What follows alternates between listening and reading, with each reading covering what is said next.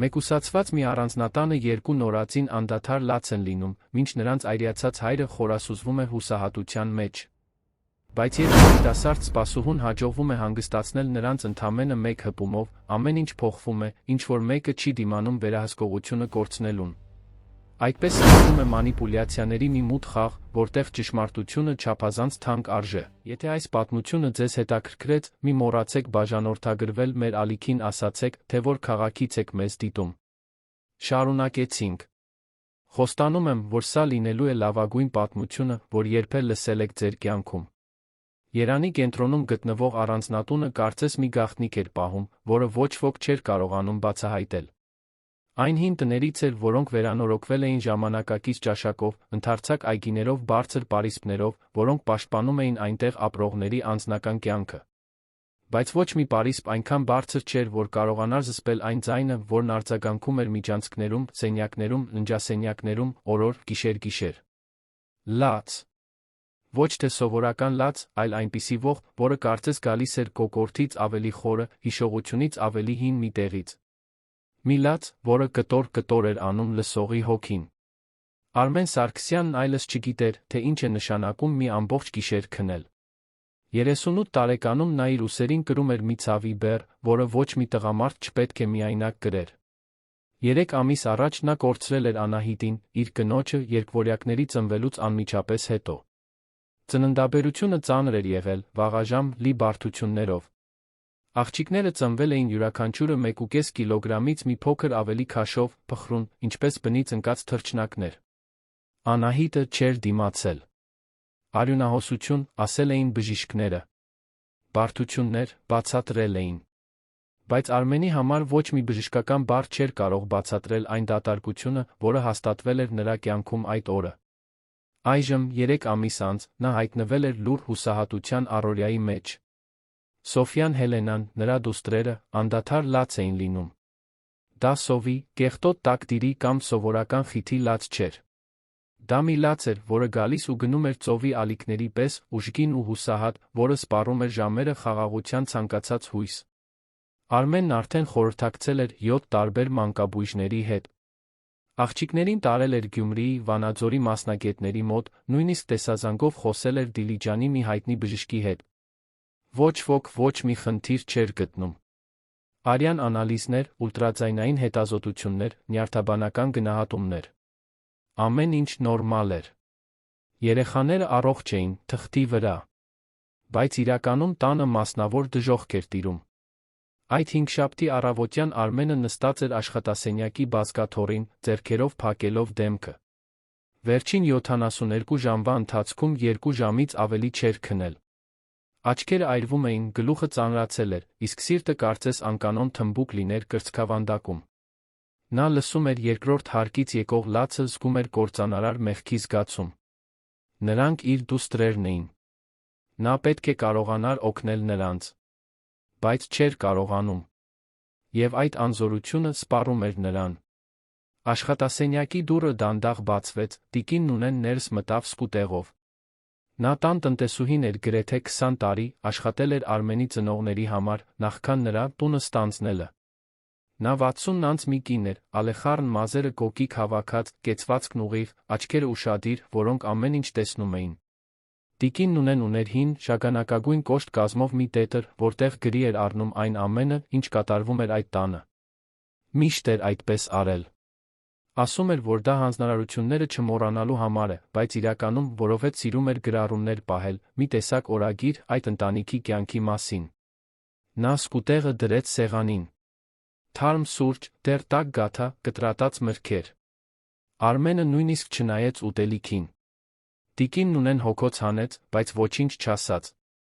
Արդեն սովորել էր, որ պնդելն անիմաստ է։ Նա կուտեր, երբ ուժ ունենար։ Կամ չէր ուտի։ Նա շրջվեց դուրս գալու, բայց դռան մոտ կանգ առավ։ Պարոն Արմեն, նոր աշխատողն այսօր է գալիս, հիշում եք։ Արմենը մի պահ շփոթված բարձրացրեց հայացքը։ Ահ, այո։ Այն աղջիկը, որին դուք վարձել եք։ Այո։ Մարիամը։ Նա կօգնի մաքրության հարցում աղջիկների հետ, եթե թույլ տաք։ Արմենը գլխով արեց, առանց մեծ խանդավառության։ Ինձ համար մի նույն է, տիկին Նունը։ Արեք, ինչպես հարմար կգտնեք։ Նա գլխով արեց դուրս եկավ, դանդաղ փակելով դուռը։ Արմենը նորից մենակ մնաց, պատերով բարձրացող իր դուստրերի խուլ լացի ձայնի հետ։ Նա փակեց աչքերը, մտածեց Անահիտի մասին։ Հիշեց նրա ժպիտը, այն թե ինչպես էր նա կիրակի օրերին դաշնամուր նվագում, այն թե ինչպես էր հղի ժամանակ փորը գրկում, կամացուկ խոսելով դեռ չծնված աղջիկների հետ։ Նա կիմանար, թե ինչ անել։ Նա միշտ գիտեր։ Մարիամ Հակոբյանը 24 տարեկան էր, մի տխրություն էր կրում, որը քչերն էին կարողանում տեսնել։ Նա գեղեցիկ էր, պարզ ու բնական ձով։ Երկար շագանակագույն մազեր, մուգ ու խորը աչքեր, ամաչկոտ ժպիտ, որը հազվադեպ էր հայտնվում։ Մեծացել էր Աբովյանում, Երանին հարակից քաղաքում, համեստ, բայց ազնիվ ընտանիքում։ Հայրը մեխանիկ էր, մայրը դերձակուհի։ Մարիամն ուներ երկու կրտսեր քույր, միշտ եղել էր պատասխանատուն, նա ով հոգ էր տանում բոլորի մասին, նա ով ուրիշների խնդիրները ստանձնում էր որպես իրենը։ 6 ամիս առաջ նա երեխա էր կորցրել։ 5 ամսական հղի էր, երբ դա տեղի ունեցավ։ Ոչ ոք չէր սպասում։ Ընկերը, Տիգրանը, նրա կողքին չէր մնացել։ Անհետացել էր, հենց իմացել էր հղիության մասին, այլս չէր վերադարձել։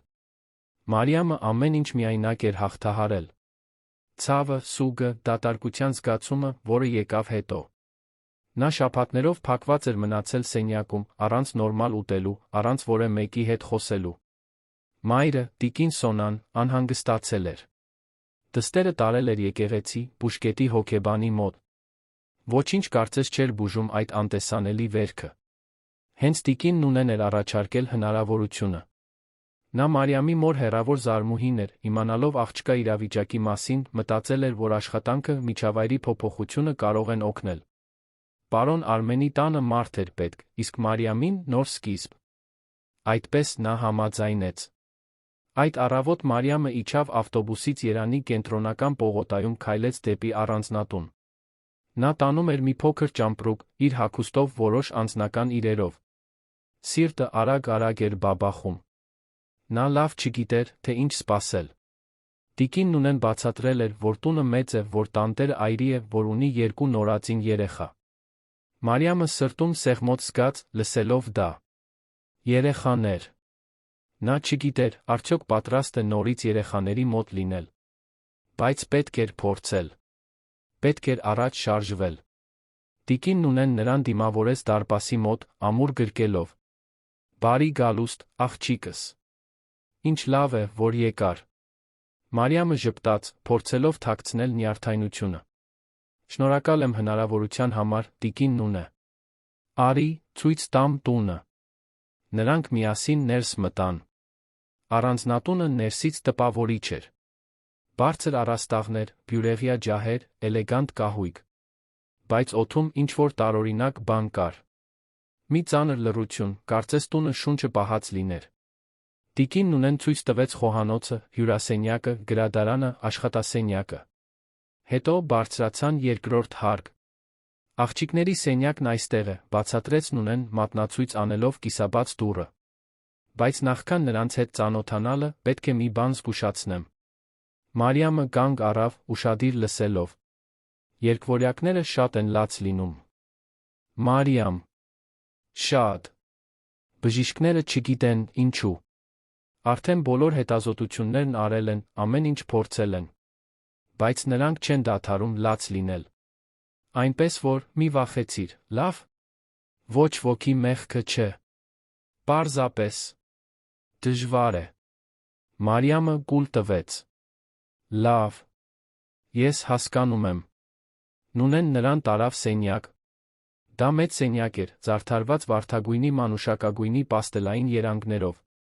2 սպիտակ օրորոց, կողք կողքի։ Գունավոր խաղալիքներ, փափուկ արջուկներ դարակներին, թեթ վարագույրներ, որոնք ներս էին թողնում արի լույսը։ Ամեն ինչ կատարյալ էր թվում։ Բացի լացից։ Սոֆյան Հելենան օրորոցներում էին, լաց լինելով։ Դա սուր լաց չէր, այլ մշտական, հոգնած, կարծես այլս ուժ չունեին, բայց չէին կարողանում դադարել։ Մարիամը զգաց, թե ինչպես սիրտը սեղմվեց։ Այնքան փոքր էին, այնքան փխրուն։ Նա դանդաղ մոտեցավ, գրեթե չնկատելով, թե ինչ է անում։ Կարող ես գրկել, եթե ուզում ես, ասաց Նունեն ուշադիր հետելով նրան։ Մարիամը վարանեց։ Այնքան ժամանակ էր, ինչ երեխա չէր գրկել։ Իրենը կորցնելուց հետո։ Բայց ինչ-որ բան իր ներսում, վախից ավելի ուժեղ, նրան առաջ մղեց։ Նա մեկնեց ձեռքերը զգուշությամբ վերցրեց Սոֆիային, նրան, ով աջ կողմի օրորոցում էր։ Այն պահին, երբ երեխան դիպավ նրա գրկին, ինչ-որ բան փոխվեց։ Լացը նվազեց։ Սոֆիան փարվեց Մարիամի կրծքին, կարծես ինչ-որ բան ճանաչեր այնտեղ։ Ջերմություն, ռիթմ, ներկայություն։ Աղջկա շնչառությունը հանգստացավ, աչուկները սկսեցին դանդաղ թարթել, մի քանի րոպե անց նա քնած էր։ Տիկին Նունեն աչքերը լայն բացեց։ Չէր հավատում իր տեսածին։ Հելենան, կողքի օրորոցում, նույնպես դադարեց լաց լինել, կարծես տեսարանի ներհետում։ Աստված իմ, շշնջաց Նունեն։ Ինչպես արեցիր դա։ Մարիամը նույնքան զարմացած էր, որքան նա։ Չգիտեմ։ Ես պարզապես գրկեցի նրան։ 3 ամիս է, ինչ այս աղջիկներն այսպես չեն քնել։ 3 ամիս, Մարիամ։ Նրանք այնտեղ մնացին լուռ, մի քանի րոպե։ Մարիամը զգում էր Սոֆիայի թեթ քաշը իր ձեռքերում, հանգիստ շնչառությունը, թուլացած մարմինը։ Եվ ամիսներ շարունակ առաջին անգամ նա զգաց մի բան, որը կարծում էր, թե այլևս երբեք չի զգա։ Կապ։ Մի պատճառ, այնտեղ լինելու համար։ Նունեն վազեց ներք, Արմենին տեղյակ պահելու։ Նա աշխատասենյակում էր, փորձում էր պատասխանել աշխատանքային նամակներին, բայց չէր կարողանում կենտրոնանալ։ Երբ լսեց, թե ինչպես է տնտեսուհին շտապ թակում դուռը, վախեցած վեր կացավ։ Պարոն Արմեն, պետք է հիմա վեր բարձրանաք։ Ինչ է պատահել։ Աղջիկները լավ են։ Այո։ Քնած են։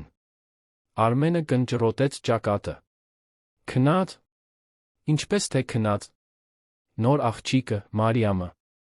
Նա գրկեց Սոֆիային, աղջիկը միանգամից քնեց։ Երբեք նման բան չեմ տեսել։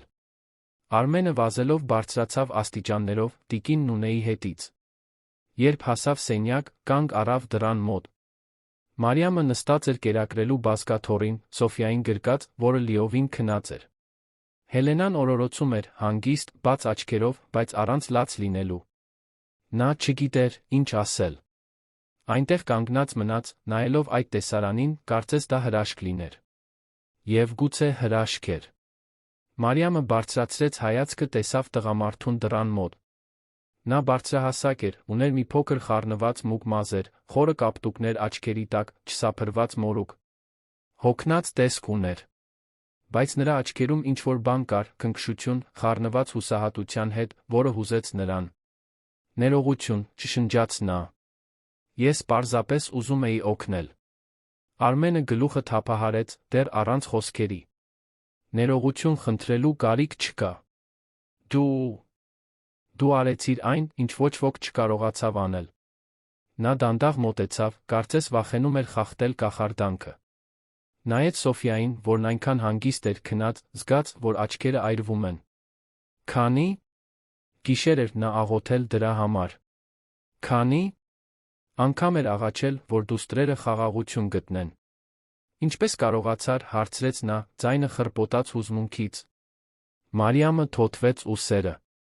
Չգիտեմ։ Կարծում եմ, նա պարզապես պետք է իրեն ապահով զգար։ Արմենը ծնկի իջավ բազկաթոռի կողքին, նայելով դստերը։ Շնորհակալ եմ, ասաց նա, ձայնը գրեթե մարելով։ Իսկապես։ Շատ շնորհակալ եմ։ Այդ պահին այդ տանը ինչ-որ բան սկսեց ձևավորվել։ Նոր դինամիկա, նոր հույս։ Բայց ոչ ամեն ինչ, ինչ լավ է թվում, պարզ է մնում։ Եվ կար մեկը, ով այս ամենին նայում էր այլ աչքերով։ Բժշկուհի Լիլիթ Մկրտչյանը 35 տարեկան էր, համարվում էր Երանի լավագույն մանկաբույժներից մեկը։ Նա ավարտել էր ԵՓՀ օրդինատուրան, անցել Գյումրիում ավելի քան 10 տարի աշխատում էր նեոնատոլոգիայի ոլորտում։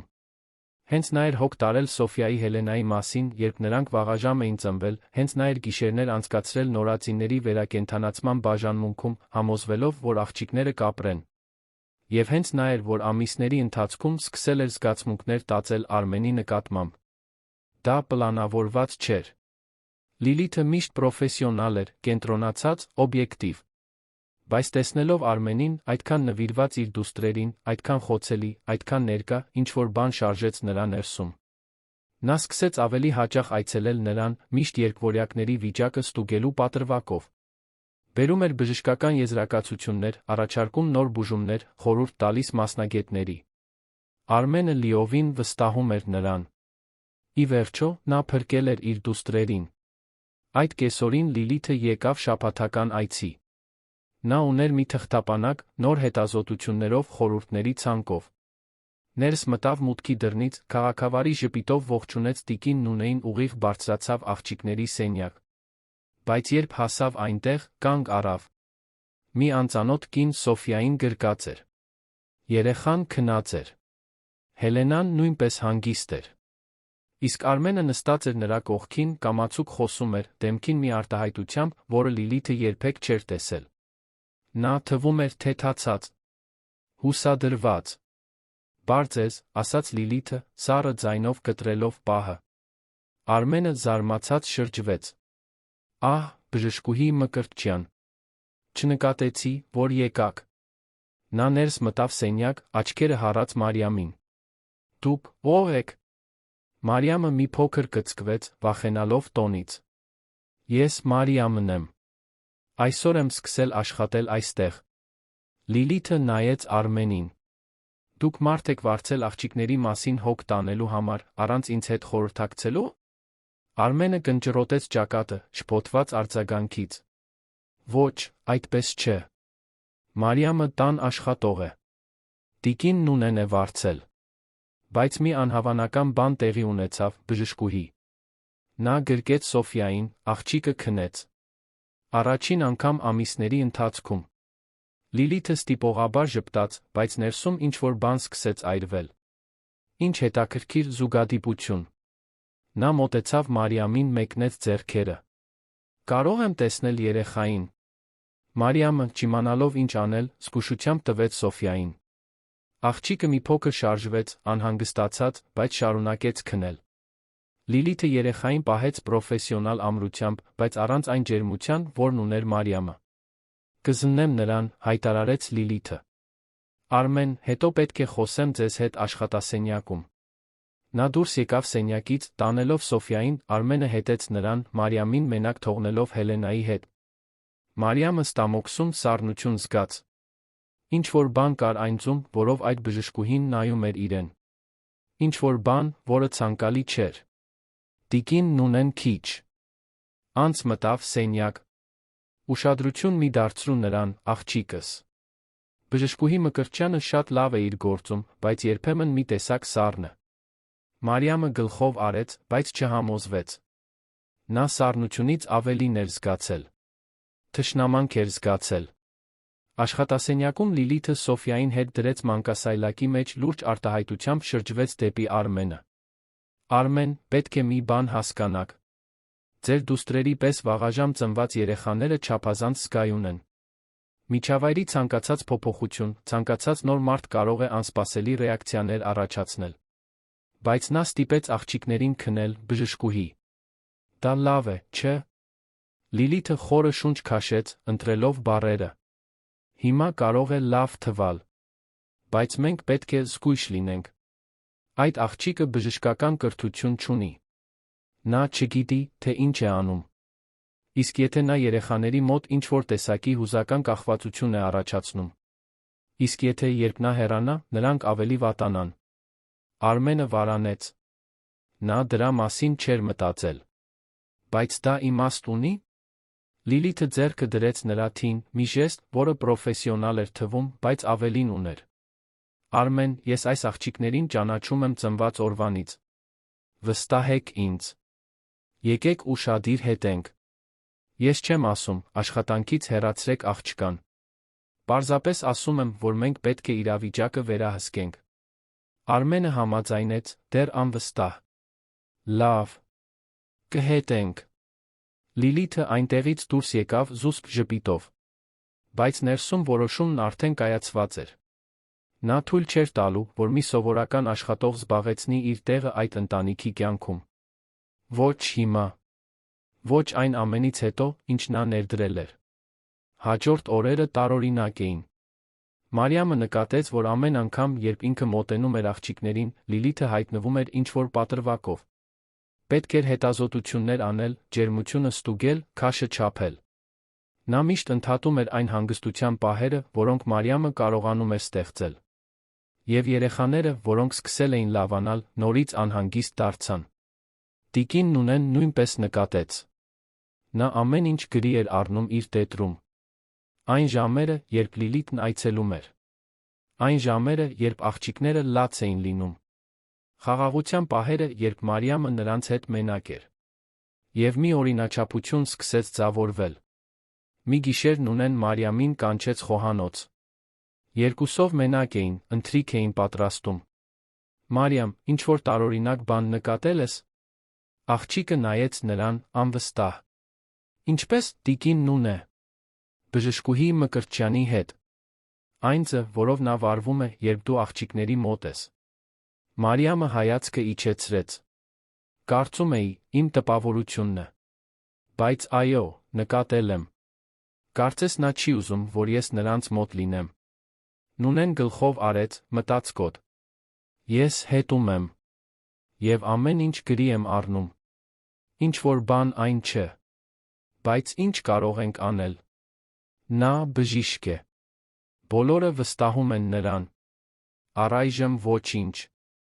Բայց ուշադիր եղիր, աղջիկս։ Ոչ ամեն փայլող բան ոսկի է։ Այդ գիշեր Մարիամը պառկեց իր սենյակում, մտածելով այն ամենի մասին, ինչ կատարվում էր։ Նա եկել էր այդ տուն, նոր սկիզբ փնտրելու, իր կրած ցավը բուժելու միջոց գտնելու։ Եվ գտել էր ինչ-որ անսպասելի բան։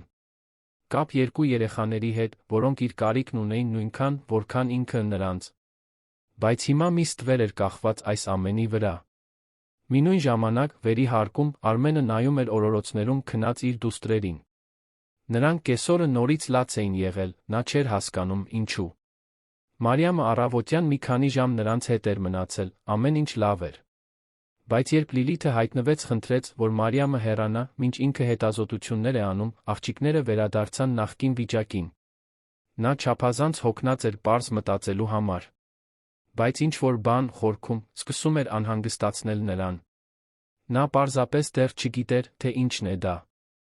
Լիալուսինը լուսավորում էր առանձնատան այգին, գիշերն իր լուռ ընթացքն էր շարունակում։ Այդ տան ներսում կյանքերը միահյուսվում էին այնպիսի ձերով, որոնք ոչ ոք չէր կարող կանխատեսել։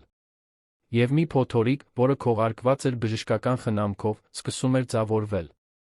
Որովհետև սերը, երբ հիվանդագին ու տիրակալող է, կարող է քողարկվել բազմաթիվ բաներով։ Եվ Լիլիթը դեռ նոր էր սկսում։ Հաջորդ շաբաթները այդ առանձնատանը իշխանության լռության նուրբ պար բերեցին։ Մարիամն ամեն օր արթնանում էր առավոտյան ժամը 6-ին, սուրճ էր պատրաստում, օգնում տիկին Նունեին մաքրության հարցում միշտ մի պահ գտնում, երկվորյակների սենյակ բարձրանալու համար։ Այդ պահերին, երբ նա մենակ էր Սոֆիայի Հելենայի հետ, խաղաղությունն իջնում էր տան վրա անտեսանելի թիկնոցի պես։ Աղջիկները հանգստանում էին նրա գրկում, ավելի լավ էին կերակրվում, ավելի շատ էին քնում։ Կարծես նրա մեջ ճանաչում էին մի բան, որի կարիքը հուսահատորեն ունեին։ Արմենն այս ամենին հետում էր երախտագիտության շփոթության խառնուրդով։ Նա չէր հասկանում, թե ինչպես է մի պարզ աշխատող, առանց որևէ բժշկական կրթության, հասնում նրան, ինչին չէին հասել 7 տարբեր մանկաբույժներ։ Բայց տեսնում էր արդյունքները։ Տեսնում էր, թե ինչպես են իր դուստրերն առաջին անգամ ժպտում։ Տեսնում էր, թե ինչպես են նրանց աչուկները հետում Մարիամին սենյակում։ Տեսնում էր իր աչքի առաջ տեղի ունեցող հրաշքը։ Բայց ամեն անգամ, երբ Լիլիթը հայտնվում էր, ամեն ինչ փոխվում էր։ Բժշկուհին մանրակրկիտ առօրյա էր ստեղծել։ Գալիս է շաբաթը 3 անգամ, միշտ երեկոյան, իսկ կաշվե պայուսակով, անթերի սպիտակ խալաթով։ Քաղաքավարի գլխի շարժումով ողջունում էր տիկին Նունեին, չափազանց ջերմ ժպիտով ողջունում Արմենին, անտեսում Մարիամին, կարծես նա անտեսանելի լիներ։ Ուղիղ բարձրանում էր աղջիկների սենյակ, իրականացնում այն, ինչն անվանում էր պլանային գնահատումներ։ Այն, ինչ ոչ ոք չգիտեր, այն էր, որ այդ գնահատումներն այլ նպատակ ունեին։ Լիլիթը սկսել էր կասկածի սերմեր ցանել Արմենի մտքում։ Միշտ զգուշությամբ, միշտ քողարկված պրոֆեսիոնալ մտահոգությամբ։ Նա խորհրդակցությունների ընթացքում նուրբ բաներ էր մեկնաբանում, դիտարկումներ, որոնք անմեղ էին թվում, բայց թույն էին կրում։ Արմեն, նկատել եմ, որ աղջիկները շատ են կապված Մարիամի հետ։ Դա կարող է երկարաժամկետ հեռանկարում խնդրահարույց լինել։ Նա նայում էր նրան, չհասկանալով։ Ինչու խնդրահարույց։ Որովհետև երբ նա հեռանա, իսկ նա ի վերջո կհեռանա, երեխաները կարող են մի տեսակ հուզական լքվածություն ապրել։ Դա սովորական է այն երեխաների մոտ, ովքեր շատ ամուր կապեր են ստեղծում այն մարդկանց հետ, ովքեր ընտանիքից չեն։ Արմենը կնճռոտում էր ճակատը, անհանգստացած։ Բայց նրանց ինչ-որ մեկը պետք է։ Եվ Մարիամը միակն է, ով կարողանում է նրանց հանգստացնել։ Լիլիթը ձեռքը դնում էր նրա ուսին, մի ժեստ, որը անհրաժեշտից մի քանի վայրկյան ավելի երկար էր տում։ Գիտեմ, Արմեն։ Գիտեմ։ Բայց մենք պետք է մտածենք ապագայի մասին։ Դուք չեք կարող հավերժ կախված լինել մի աշխատողից, ձեր դուստրերին խնամելու համար։ Իսկ եթե նա այլ աշխատանք գտնի։ Իսկ եթե ամուսնանա ու հեռանա։ Դուք պետք է այլ լուծումներ գտնեք։ Այս խոսակցությունները Արմենին անհանգիստ էին դարձնում։ Նա չէր ուզում հավատալ, որ Մարիամը կարող է վնասել իր դուստրերին, նույնիսկ անգիտակցաբար։ Բայց Լիլիթը բժիշկ էր։ Լիլիթը փրկել էր Սոֆիային Հելենային, երբ նրանք ծնվել էին։ Լիլիթը գիտեր, թե ինչ է խոսում։ Կամ գոնե։ Այդպես էր նա կարծում։ Մի կեսօր Լիլիթը սովորականից շուտ եկավ։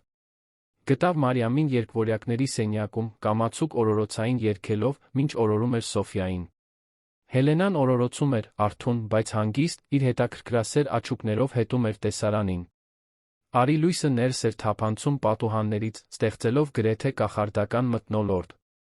Լիլիթը կանգ առավ դռան մոտ, հետելով։ Ինչ-որ բան նրա ներսում ուժգին այրվեց։ Դա միայն պրոֆեսիոնալ խանդ չէր։ Դա ավելի խորը, ավելի բնազդային բան էր։ Նա տեսնում էր, թե ինչպես է Արմենը նայում Մարիամին, նույնիսկ առանց գիտակցելու։ Տեսնում էր հիացմունքը, երախտագիտությունը, մի բանի սկիզբը, որը կարող էր վերածվել ջերմ զգացմունքի։ Եվ դա անընդունելի էր։ Բար ձեզ, ասաց Լիլիթը, ձայնը սայրի պես կտրելով պահը։ Մարիամը վախեցած շրջվեց։ Բար ձեզ, բժշկուհի։ Լիլիթը վճռական քայլերով մտավ սենյակ։ Ես պետք է հիմա զննեմ աղջիկներին։ Կարող եք հեռանալ։ Մարիամը վարանեց։ Սոֆիան գրեթե քնած է։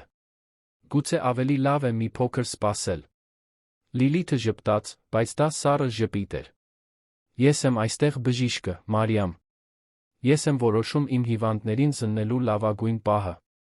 Խնդրում եմ, տվեք երեխային ինձ։ Վիճելն անիմաստ էր։ Մարիամը զգուշությամբ տվեց Սոֆիային, բայց երեխան անմիջապես սկսեց շարժվել, անհանգստացած։ Մի քանի վայրկյան անց լացը վերսկսվեց։ Հելենան, օրորոցում, նույնպես սկսեց լաց լինել, կարծես զգում էր օդում կախված լարվածությունը։ Լիլիթը աղջիկներին վերցրեց արդյունավետ, բայց առանց քնքշության։ Մեխանիկորեն օրորեց Սոֆիային, փորձելով հանգստացնել նրան, բայց երեխան միայն ավելի բարձր էր լաց լինում։ Տեսնում ես, ասաց նա, մեղադրական հայացքով նայելով Մարիամին։ Դու կախվածություն ես ստեղծել։ Հիմա նրանք չեն կարողանում ուրիշի հետ մնալ առանց լաց լինելու։ Մարիամը զգաց, որ այտերը այրվում են։ Ներողություն, ես չէի ուզում։ Իհարկե չէիր ուզում։ Բայց վնասն արդեն հասցված է։ Հիմա ես պետք է դա ուղղեմ։ Լիլիթը ձեռքի շարժումով ազատեց Մարիամին, աղջիկը սրտում սեղմոցով դուրս եկավ սենյակից։ Իջավ աստիճաններով գտավ տիկինն ունեին խոհանոցում, ընթրիք պատրաստելիս։ Ինչ պատահեց, աղջիկս։ Գունատվել ես։ Մարիամը պատմեց ամեն ինչ, ձայնը դողալով։ Տիկին Նունեն դադարեց բանջարեղեն կտրատել ձեռքերը սրբեց գոգնոցով։ Այս կինը շատ վտանգավոր խաղ է խաղում, մրմնջաց Նունեն, ավելի շատ իր համար, քան Մարիամի։ Ինչ կարող ենք անել։ Առայժմ ոչինչ։ Բայց շարունակիր քո գործն անել։ Իսկ մնացածի մասին ես կհոգամ։ Այդ գիշեր Նունեն բացեց իր տետրը սկսեց գրել։ Նա գրի էր առնում Լիլիթի այցելությունների ժամերը, այն պահերը, երբ երեխաները լաց էին լինում, խաղաղության ժամանակահատվածները, երբ Մարիամը նրանց հետ էր։ Նա հանելուկ էր հավաքում, կտոր առ կտոր։ Արմենն այդ գիշեր մենակ ընթրեց, ինչպես միշտ։ Տան մենությունը ծանր էր, նույնիսկ այդքան իրարանցման մեջ։ Նա անընդհատ մտածում էր Անահիտի մասին։ Հիշում էր սեղանի շուրջ ունեցած խոսակցությունները, ապագայի համար կազմած պլանները, թե ինչպես էր նա ոգորված մայր դառնալու համար։ Ամեն ինչ նրանից խլվել էր մի ակնթարթում։ Ընթրիքից հետո նա բարձրացավ աղջիկների սենյակ։ Նրանք նորից լաց էին լինում, Լիլիթը դեռ այնտեղ էր, անհաջող փորձելով հանգստացնել նրանց։ Չեմ հասկանում, ասաց Արմենը, հիասթափված։ Առավոտյան նրանք այնքան լավ էին։ Լիլիթը շրջվեց դեպի նա, առաջին անգամ թույլ տվեց, որ իր սեփական հիասթափությունից մի փոքր երա։ Այդ պատճառով եմ ես ձեզ զգուշացնում, Արմեն։ Մարիամն անում է մի բան, որը մենք չգիտենք, թե ինչ է։ Կարող է լինել այն ձը, որով նա պահում է, կարող է լինել օծանելիքը, որը նա օգտագործում է, կարող է լինել ցանկացած բան։ Բայց դա ստեղծում է կախվածության մի օրինաչափություն, որն առողջարար չէ։ Արմենը ձեռքը տարավ մազերի միջով, հոգնած։ Ապա, ինչ անեմ։ Աշխատանքից հեռացնեմ նրան։ Լիլիթը խորը շունչ քաշեց, տեսնելով հնարավորությունը։ Այդքան կտրուկ լինելու կարիք չկա։ Բայց գուցե ավելի լավ է սահմանափակել նրա շփումը աղջիկների հետ։ Թող նա հոգ տանի տան, մաքրության, խոհանոցի մասին։ Բայց երեխաները մնում են իմ ձեր հսկողության տակ։ Այդպես մենք կարող ենք օգնել նրանց ազատվել այդ կախվածությունից։ Արմենը նայեց օրորոցներում լացող իր դուստրերին, զգաց, որ սիրտը կտոր-կտոր է լինում։ Լավ։ Փորձենք ձեր ձով։ Լիլիթը ժպտաց, գոհունակ։ Դա հենց այն էր, ինչ նա ուզում էր։ Հաջորդ օրերին Մարիամին արգելվեց մտնել երկվորյակների սենյակ։ Լիլիթը հստակ հրահանգներ տվեց տիկին Նունեին, Արմենը հաստատեց հրամանը։ Մարիամը կործանված էր։ Նա չէր հասկանում, թե ինչ սխալ էր արել։ Պարզապես ուզում էր օգնել։ Բայց հիմա իրեն զգում էր մերժված, անպետք։ Նա լաց եղավ միայնակ իր սենյակում, տան հետնամասի փոքրիկ սենյակում։ Մտածեց հեռանալու, abովյան վերադառնալու, ամեն ինչից հրաժարվելու մասին։ Բայց ինչ-որ բան նրան խանգարում էր։ Նա գիտեր, որ այդ աղջիկներն իր կարիքն ունեն։ Կարող էր դա զգալ։ Եվ այդքան հեշտ չէր հանձնվելու։ Տիկին Նունեն այդ գիշեր թակեց Մարիամի սենյակի դուռը։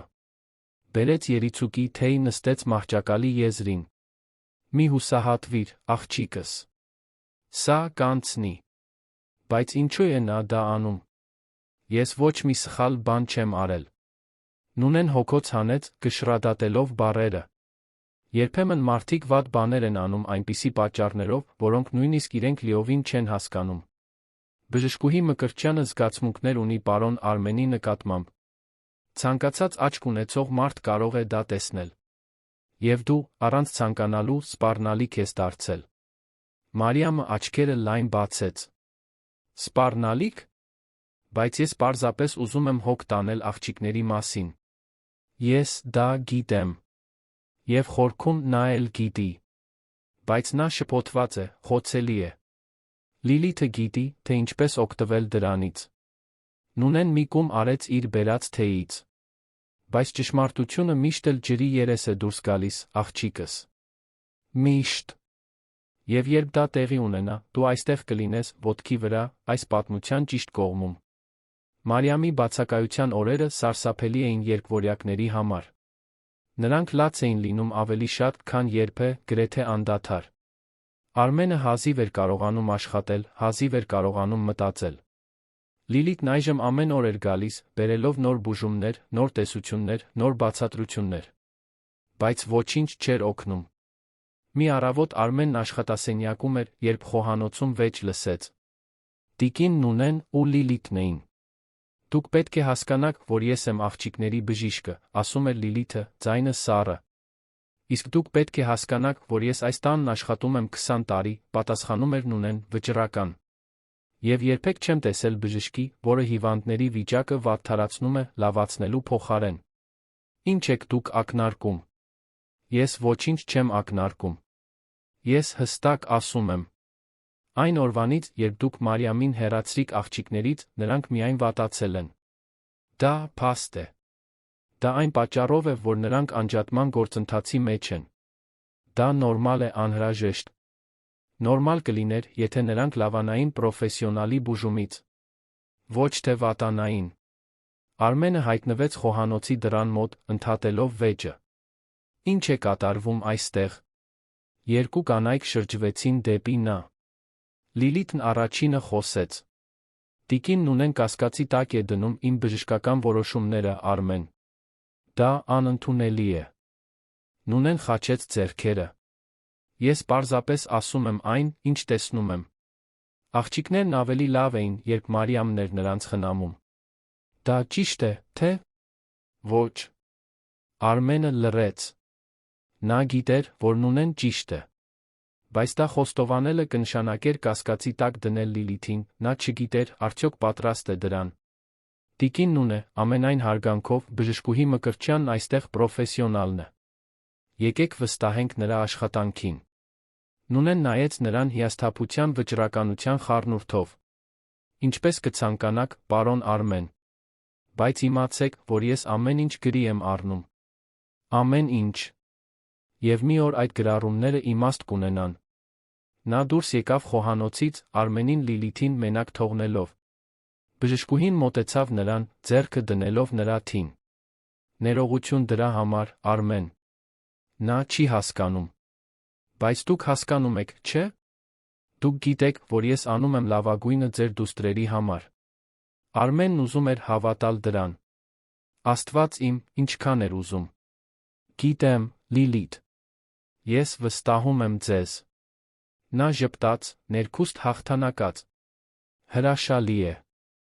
Որովհետև ես ձեզ համար մի առաջարկ ունեմ։ Ինչ առաջարկ։ Լիլիթը խորը շունչ քաշեց, հող նախապատրաստելով։ Կարծում եմ, ավելի լավ կլիներ, եթե աղջիկները մշտական հսկողության տակ լինեին։ Ես կարող էի մի քանի շաբաթով տեղափոխվել այստեղ, մնալ հյուրասենյակում։ Այդպես կկարողանայի նրանց հետ օր ու գիշեր, անհրաժեշտության դեպքում կարգավորել բուժումները։ Ինչ եք կարծում։ Արմենը վարանեց։ Լիլիթի տանն ապրելը մեծ քայլ էր թվում։ Բայց նա այնքան հուսահատ էր, այնքան հոգնած, որ օգնության ցանկացած խոստում փրկություն էր թվում։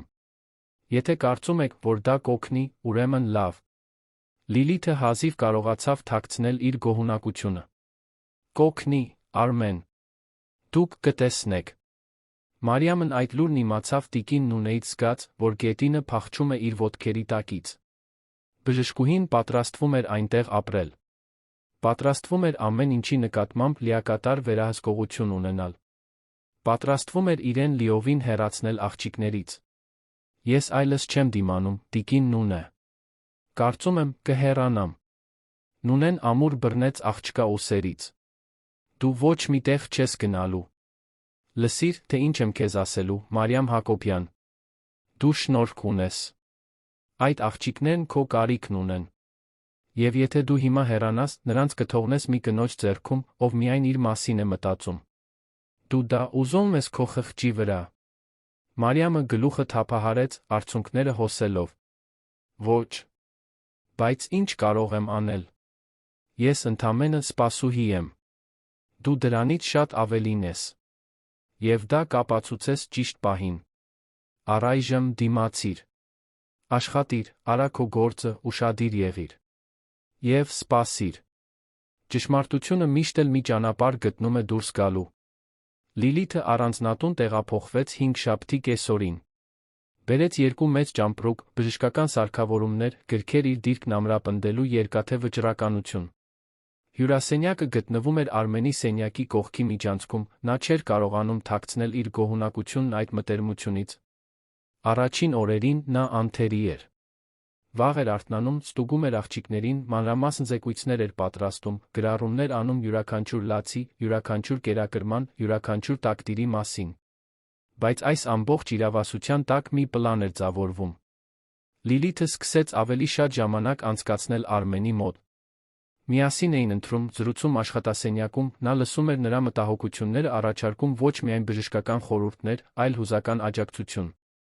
Նա խոցելի էր, մենակ, նա հստակ գիտեր, թե ինչպես լրացնել այդ դատարկ տարածքները։ Մի գիշեր, ընթրիքից հետո, նրանք հյուրասենյակում էին։ Արմենը մի շիշ գինի էր բացել, ինչը հազվադեպ էր նրա համար։ Սովորականից ավելի հանգիստ էր, գուցե հոգնածությունից, գուցե ընկերակցությունից։ Գիտեք, Լիլիթ, չգիտեմ, ինչ կանեի առանց ձեզ։ Իսկապես։ Դուք իմ ապահով նավահանգիստն եք եղել այս ամբողջ փոթորկի մեջ։ Լիլիթը ժպտաց, թեթակի թեքվելով դեպի նա։ Ես պարզապես իմ գործն եմ անում, Արմեն։ Եվ դրանից ավելին, անում եմ, որովհետև հոգ եմ տանում։ Ձեր աղջիկների մասին։ Նա նայեց նրան, մի պահ նրանց միջ ինչ-որ բան անցավ։ Դա սեր չէր, գոնե նրա կողմից։ Դա երախտագիտություն էր, խառնված կարիքի հետ, մենություն, քողարկված ջերմ զգացմունքով։ Բայց Լիլիթը դա մեկնաբանեց որպես ավելին։ Արմեն, գիտեմ, որ դեռ վաղ է, որ դուք դեռ սկի մեջ եք։ Բայց ուզում եմ, որ իմանաք, որ ես այստեղ եմ։ Ինչի համար, որ ձեզ պետք լինի։ Նա գլխով արեց, անհարմար զգալով պահի ինտենսիվությունից։ Շնորհակալ եմ, Լիլիթ։ Դա շատ բան է նշանակում։ Սենյակից դուրս Մարիամն անցնում էր նոր լվացած սպասքի սկուտեղով։ Առանց ցանկանալու լսեց խոսակցությունը կրծքում տարօրինակ բան զգաց։ Դա հենց խանդ չէր։ Անհանգստություն էր։ Անհանգստություն, որ Արմենին մանիպուլյացիայի են ենթարկում, որ նրան քաշում են մի բանի մեջ, որը նա լիովին չի հասկանում։ Նա շարունակեց քայլել, բայց սիրտը ծանրացել էր։ Բարձրացավ իր սենյակ, նայեց պատուհանից։ Գիշերը պարզ էր, Երանի երկնքում աստղեր էին փայլում։ Նա մտածեց իր սեփական պատմության, կորցրած երեխայի, իր կրած ցավի մասին։ Եվ մտածեց Սոֆիայի ու Հելենայի մասին, որոնք այնտեղ էին, կենդանի, բայց տառապում էին այլ կերպ։ Մարիամն այդ գիշեր աղոթեց։ Աղոթեց իմաստության, համբերության, ուժի համար։ Եվ աղոթեց, որ ճշմարտությունը ջրի երես դուրս գա, քանի դեռ ուշ չէ։ Մինույն ժամանակ տիկին Նունեն շարունակում էր իր գրառումները։ Նա նկատել էր մի բան, որ ուրիշ ոչ ոք չէր նկատել։ Ամեն անգամ, երբ Լիլիթը երկար ժամանակ մենակ էր անցկացնում աղջիկների հետ, նրանք հետո ավելի անհանգիստ էին դառնում։ Կարծես բժշկուհու վարքի մեջ ինչ-որ բան նրանց անհարմարավետություն էր պատճառում։ Նունեն չէր կարող հստակ բացատրել, թե ինչն էր դա, բայց վստահում էր իր ինտուիցիային։ Եվ նրա ինտուիցիան ասում էր, որ ինչ-որ բան շատ սխալ է։ Օրերը վերածվեցին շաբաթների։ Տան առօրյան լիովին փոխվել էր։ Լիլիթը վերահսկում էր այն ամենը, ինչ վերաբերում էր երկվորյակներին։ Արմենը, գնալով ավելի կախված դառնալով նրա ուղղորդումներից, հետում էր այն ամենին, ինչ նա առաջարկում էր։ Մարիամը գնալով ավելի էր հեռացվում, սահմանափակվելով միայն տնային գործերով, արգելված լինելով մոտենալ երեխաներին։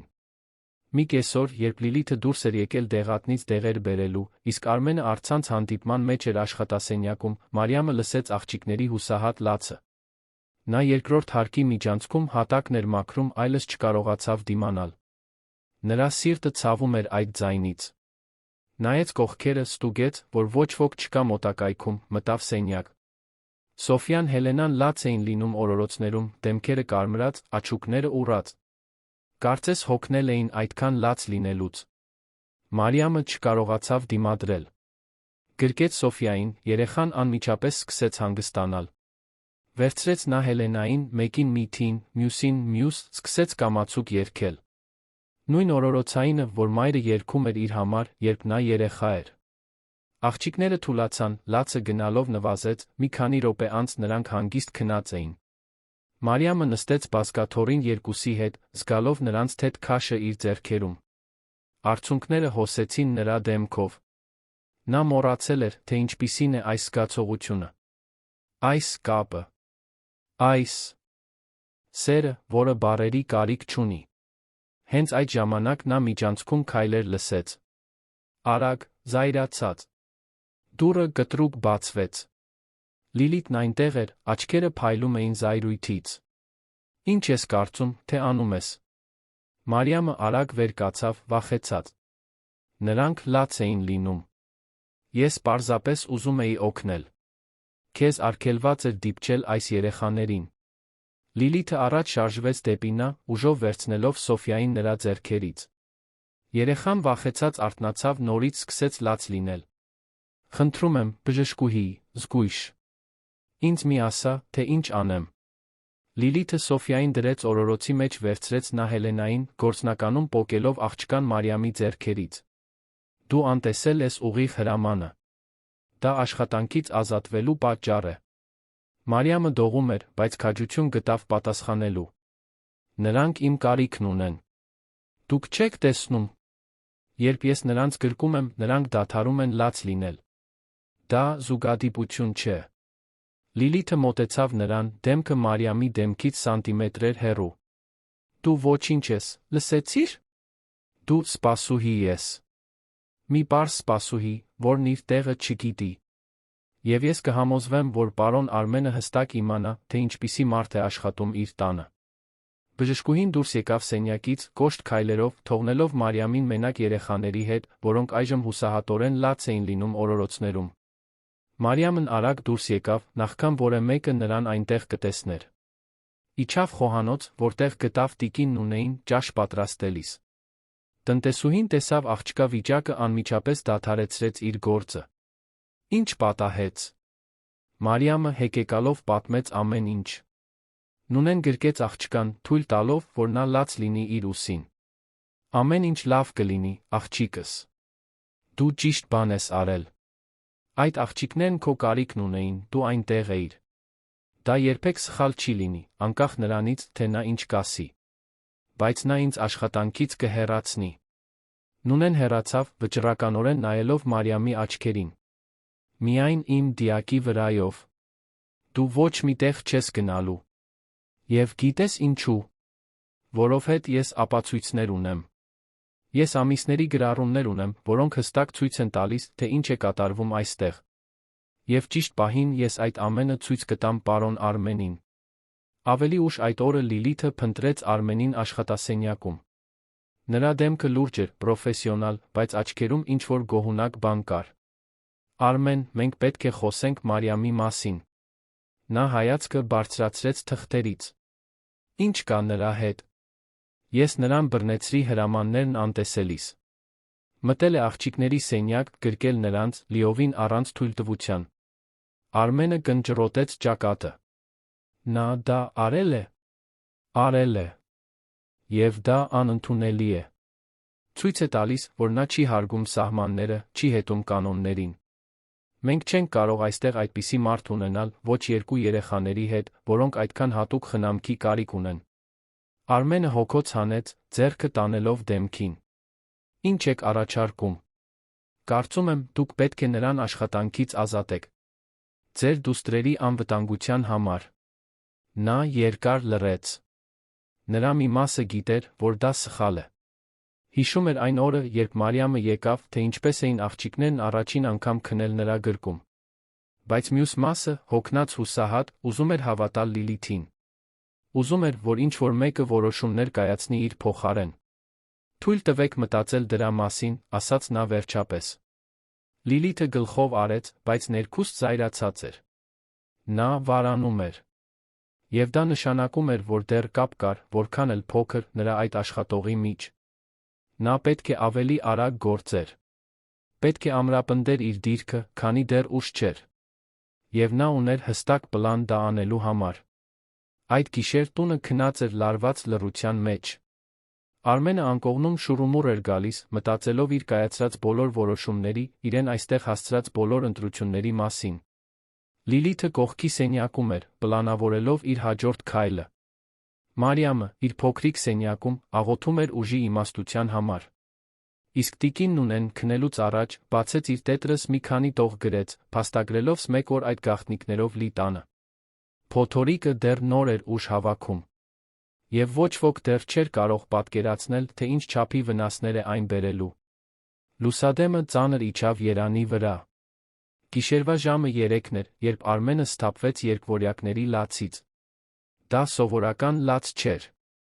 Դա խորը, հուսահատ ողբ էր, որը ստիպում էր նրա սիրտը սեղմվել։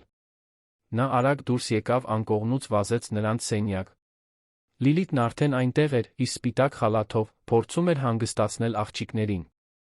Բայց չէր ստացվում։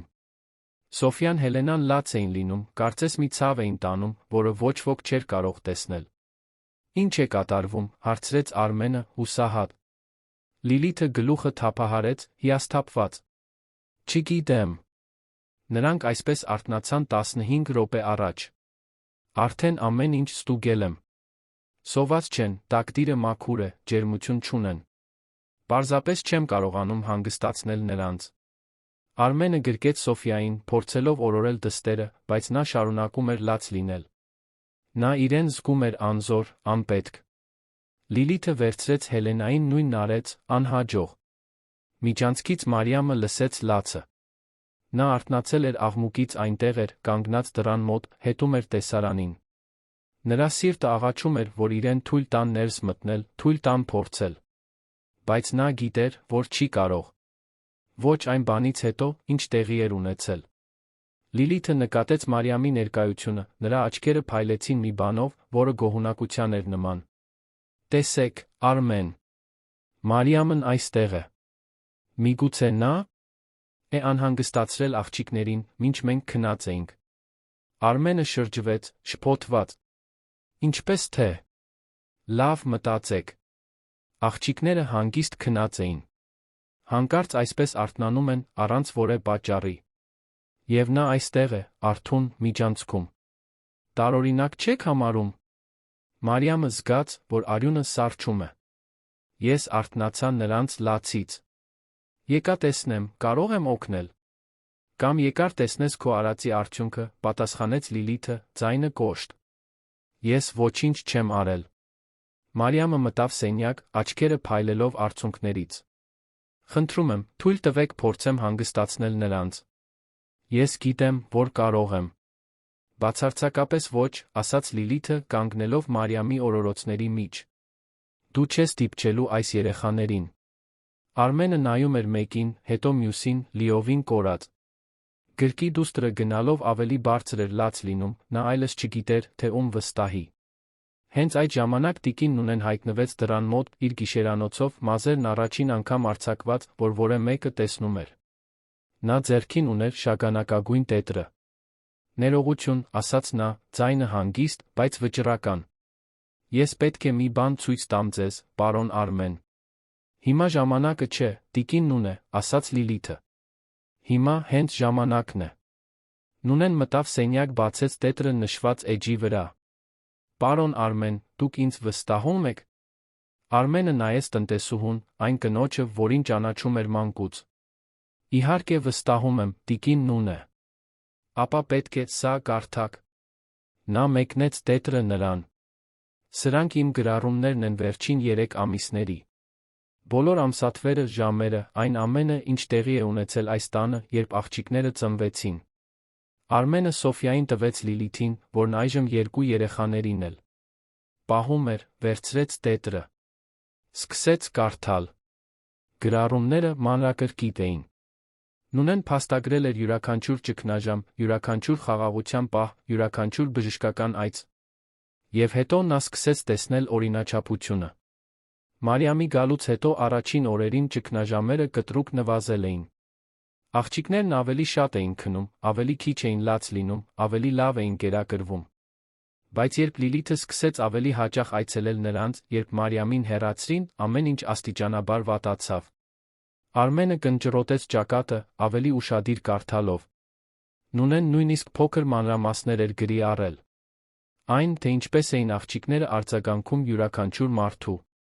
Ինչպես էին հանգստանում Մարիամի հետ։ Ինչպես էին անհանգստանում Լիլիթի խորհրդակցություններից հետո։ Ինչպես էր օրինաչափությունը կրկնվում, օրոր, շաբաթ։ Ինչ եք ուզում ասել դրանով, հարցրեց նա, բարձրացնելով հայացքը։ Նունեն խորը շունչ քաշեց։ Ասում եմ, որ աղջիկները լավանում են Մարիամի հետ, վատանում բժշկուհի Մկրտչյանի հետ։ Դա փաստ է։ Ամեն ինչ փաստագրված է այստեղ։ Ամսաթվեր, ժամեր, դիտարկումներ։ Դուք կարող եք ստուգել։ Դա անհեթեթություն է, պայթեց Լիլիթը։ Սրանք ընդամենը մի աշխատողի գրառումներ են, առանց որևէ բժշկական գիտելիքի։ Ոչինչ չեն ապացուցում։ Ապացուցում են, որ ինչ-որ բան սխալ է, պատասխանեց Նունեն, վճռական։ Եվ դուք դա գիտեք, պարոն Արմեն։ Ձեր սրտի խորքում դուք գիտեք։ Արմենը նայեց Լիլիթի գրկում լացող իր դուստրերին։ Հետո նայեց Մարիամին, որն այնտեղ էր, աչքերը լի արցունքներով, բայց նա հույսով։ Եվ վերջապես նայեց Լիլիթին, առաջին անգամ տեսավ մի բան, որը նախկինում չէր տեսել։ Նրա աչքերում մի փայլ, որը բժշկական մտահոգության չէր։ Տիրակալության էր։ Վերահսկողության։ Մարիամ, ասաց նա, ձայնը ցածր։ Դու փորձիր։ Խնդրում եմ։ Լիլիթը մի քայլ հետ արեց։ Արմեն, դուք չեք կարող դա անել։ Ես եմ նրանց բժիշկը։ Իսկ ես հայրն եմ։ Նա մեկնեց ձեռքերը։ Տուր ինձ աղջիկներին, Լիլիթ։ Մի պահ թվաց, թե նա չի ենթարկվի։ Բայց հետո դանդաղ տվեց երեխաներին նրան։ Արմենն իր հերթին Սոֆիային Հելենային դրեց Մարիամի գիրկը։ Այն, ինչ տեղի ունեցավ հետո, լուր հրաշքի էր նման։ Աղջիկները գրեթե անմիջապես հանգստացան։ Լացը գնալով նվազեց, մինչ վերածվեց փոքրիկ հեկեկոցների։ Մարիամը նրանց նրբորեն օրորում էր, կամացուկ երգելով այն օրորոցայինը, որը միշտ երգում էր։ Եվ 5 րոպեից էլ քիչ անց Սոֆիան Հելենան խորը քնած էին, դեմքերը հանգիստ, շնչառությունը հանդարտ։ Արմենը զգաց, որ իր ներսում ինչ-որ բան կոտրվեց։ Բոլոր կասկածները, բոլոր վախերը, ամբողջ շփոթությունը։ Նա այնքան կույր էր եղել։ Այնքան հուսահատ օգնության կարիք ուներ, որ չէր տեսել այն, ինչ իր աչքի առաջ էր։ Լիլիթը գունատվել էր, դողում էր զայրույթից։ Դա ոչինչ չի ապացուցում։ Կարող էր զուգադիպություն լինել։ Կարող է ցանկացած բան լինել։ Զուգադիպություն չէր, ասաց Արմենը, ձայնն այժմ վճռական։ Ես տեսա։ Բոլորս տեսանք։ Լիլիթը նայեց նրան, առաջին անգամ դիմակը ցած իջավ։ Դուք չեք հասկանում, Արմեն։ Ես ամեն ինչ արել եմ ձեզ համար։ Փրկել եմ ձեր դուստրերին, երբ նրանք ծնվեցին։ Ձեր կողքին եմ եղել, երբ ուրիշ ոչ ոք չկար։ Ես արժանի եմ այստեղ լինելու։ Ինչ։ Արմենը մի քայլ հետ արեց, ցնցված։ Ես սիրում եմ ձեզ, Արմեն։ Նա գրեթե գոռաց։ Ես տարիներ շարունակ սիրահարված եմ ձեզ։ Այն ժամանակվանից, երբ Անահիտը դեռ կենդանի էր։ Եվ երբ նա մահացավ, մտածեցի, որ վերջապես մեր հնարավորությունը կունենանք։ Բայց հետո այս աղջիկը հայտնվում է ոչ մի տեղից, դուք սկսում եք նրան այդպես նայել։ Արմենը ապշած էր։ Ինչպես։ Ես երբեք Մարիամին այդպես չեմ նայել։ Նա իմ աշխատողն է։ Դեռ գիտակցաբար չեք նայել։ Բայց ես տեսա։ Տեսա, թե ինչպես եք նրան շնորհակալություն հայտնում։ Ինչպես եք ժպտում, երբ նա աղջիկների մոտ է։ Ինչպես եք վստահում նրան։ Լիլիթի աչքերն այժմ արցունքոտ էին։ Նա գողանում է իմ ընտանիքը։ Դա ձեր ընտանիքը չէ, Լիլիթ, ասաց Նունեն վճռականորեն։ Երբեք չի եղել։ Լիլիթը ատելությամբ նայեց տնտեսուհուն։ Դուք սկզբից ի վեր միշտ նրա կողմն եք եղել։ Ձեր ծիծաղելի գրառումներով, ձեր դատապարտող հայացքներով։ Իմ գրառումները ցույց են տալիս ճշմարտությունը։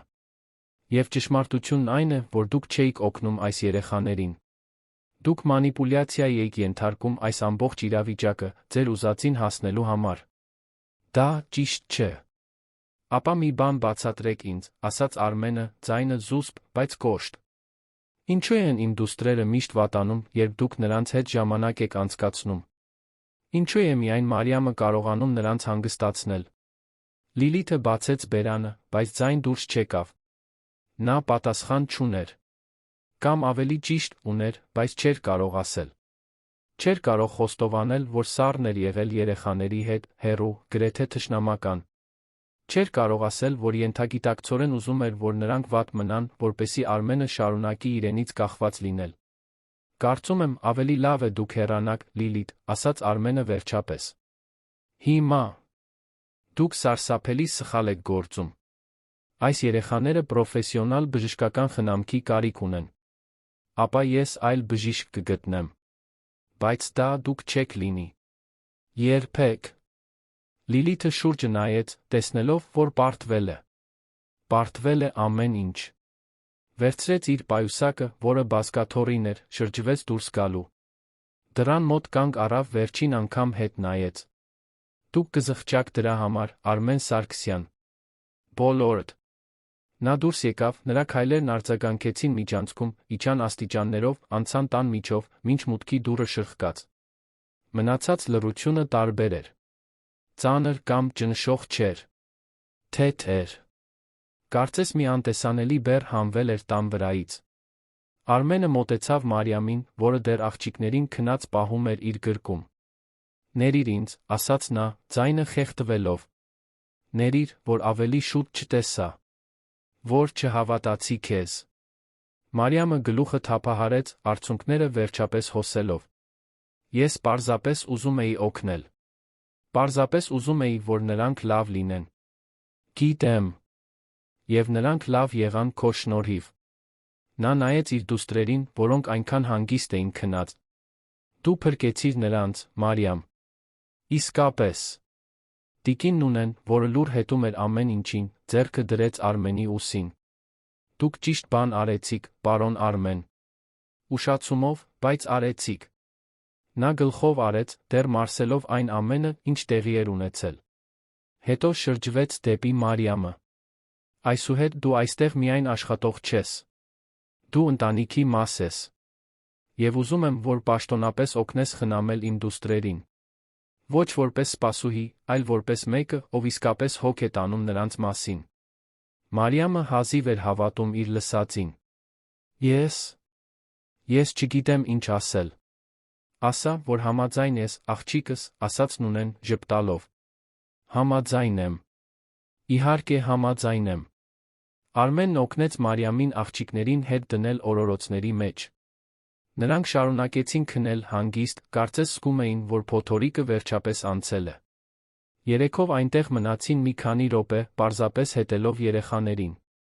Հետո Նունեն խախտեց լռությունը։ «Սուրճ կպատրաստեմ։ Կարծում եմ, այսօր այլս ոչ ոք չի քնի»։ Նրանք միասին իջան խոհանոց։ Ժամացույցը ցույց էր տալիս առավոտյան 4-ը։ Նունեն սուրճը դրեց եփվելու, սկսեց գաթա պատրաստել։ Տարօրինակ էր այնտեղ լինել այդ ժամին, այն ամենից հետո, ինչ տեղի էր ունեցել։ Բայց նա մխիթարական էր։ Արմենը նստեց սեղանի մոտ, ձեռքերը տանելով դեմքին։ «Ինչպես էի այդքան կույր։ Ինչպես թույլ տվեցի, որ դա տեղի ունենա»։ «Դուք խոցելի էիք», ասաց Նունեն, բաժակները դնելով սեղանին։ «Կորցրել էիք ձեր կնոջը, հուսահատ էիք դուստրերին օգնելու հարցում։ Բժշկուհի Մկրտչյանն օգտվեց դրանից։ Բայց դա ձեր մեղքը չէր»։ Մարիամը նույնպես նստեց, դեռ մարսելով ամեն ինչ։ «Նա իսկապես սիրում էր ձեզ», հարցրեց նա հետաքրքրված։ Արմենը հոգոց հանեց։ «Ես երբեք առիթ չեմ տվել նրան այդպես մտածելու։ Միշտ պարզապես քաղաքավարի, պրոֆեսիոնալ եմ եղել։ Բայց կարծում եմ, նա իր գլխում մի ֆանտազիա էր ստեղծել։ Եվ երբ այդ ֆանտազիան սպառնալիքի տակ հայտնվեց ձեր պատճառով, նա արձագանքեց»։ Սուրճը պատրաստ եղավ, Նունեն լցրեց բոլորի համար։ Լուր խմեցին, յուրաքանչյուրը կորած իր մտքերի մեջ։ Մարիամն առաջինը խոսեց։ «Գիտեք, ես քիչ էր մնում հեռանայի։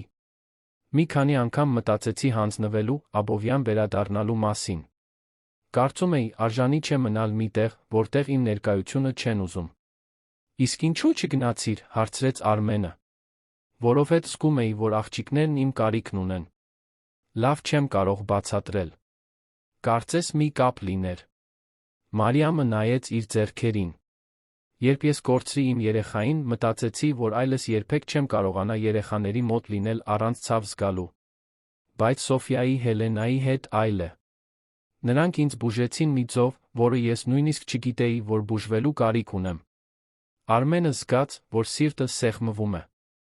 «Ես չգիտեի, որ դու երեխա ես կորցրել։ Ներիր ինձ։ Ներողություն խնդրելու կարիք չկա։ Դա իմ պատմության մի մասն է։ Եվ գուցե դրա համար եմ ես հասկանում նրանց ցավը։ Որովհետև ես էլ եմ տառապել։ Ես էլ եմ ինձ անօգնական զգացել»։ Նունեն ավելի շատ սուրճ լցրեց բաժակների մեջ, ժպտալով։ «Աստված իր ճանապարհներն ունի, չէ՞։ Ձեզ բերեց այս տուն հենց ճիշտ պահին։ Այս աղջիկներին օգնելու, նա ձեզ օգնելու համար»։ Նրանք զրուցեցին մինչ լուսաբաց։ Ամիսների ընթացքում առաջին անգամ Արմենը զգաց, որ կարող է իսկապես շնչել։ Զգաց, որ հույս կա։ Եվ դրանից ավելին, զգաց, որ մենակ չէ։ Երբ արը ծագեց, Երանի երկինքը ներկելով վարդագույն նարնջագույն երանգներով, երեքով բարձրացան երկվորյակներին տեսնելու։ Սոֆյան, Հելենան արթուն էին, բայց հանգիստ։ Նայում էին օրորոցների վերի գունավոր խաղալիքին, փոքրիկ ձայներ հանելով։ Արմենը գրկեց Սոֆյային, առաջին անգամ նա անմիջապես չսկսեց լաց լինել։ Նա նայեց նրան իր հետաքրքրասեր աչուկներով, ժպիտի նման մի բան արեց։ Նա զգաց, որ աչքերը այրվում են։ «Բար, իմ արքայադուստր», շշնջաց նա։ «Հայրիկն այստեղ է։ Եվ այլս երբեք թույլ չի տա, որ քեզ հետ վատ բան պատահի»։ Մարիամը վերցրեց Հելենային կամացուկ երգեց։ Երեխան փարվեց նրա գրկին, լիովին հանգիստ։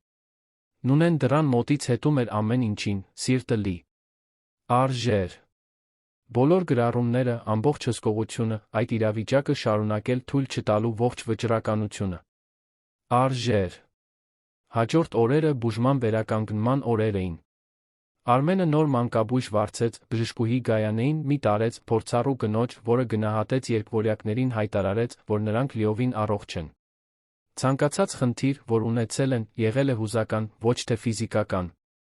Տան առօրյան լիովին փոխվեց։ Մարիամն այժմ ավելի մեծ սենյակ ուներ, երկրորդ հարկում, աղջիկների սենյակի մոտ։ Արմենը պնդեց։ Նա այլս պարզապես սպասուհի չէր, այլ պաշտոնական դայակ, ընտանիքի մաս։ Բայց ոչ ամեն ինչ հեշտ էր։ Լիլիթի հեռացման լուրը տարածվեց։ Նա հարգված բժիշկ էր Երանում, նրա պատմության տարբերակը Արմենին ներկայացնում էր որպես անկայուն հոր, որը պրոֆեսիոնալ բժշկական խնամքը փոխարինել էր անորակ սպասուհու հետ։ Որոշ մարդիկ հավատացին նրան։ Արմենը սկսեց տարօրինակ հայացքներ ստանալ, երբ դուրս էր գալիս, շուկով մեկնաբանություններ։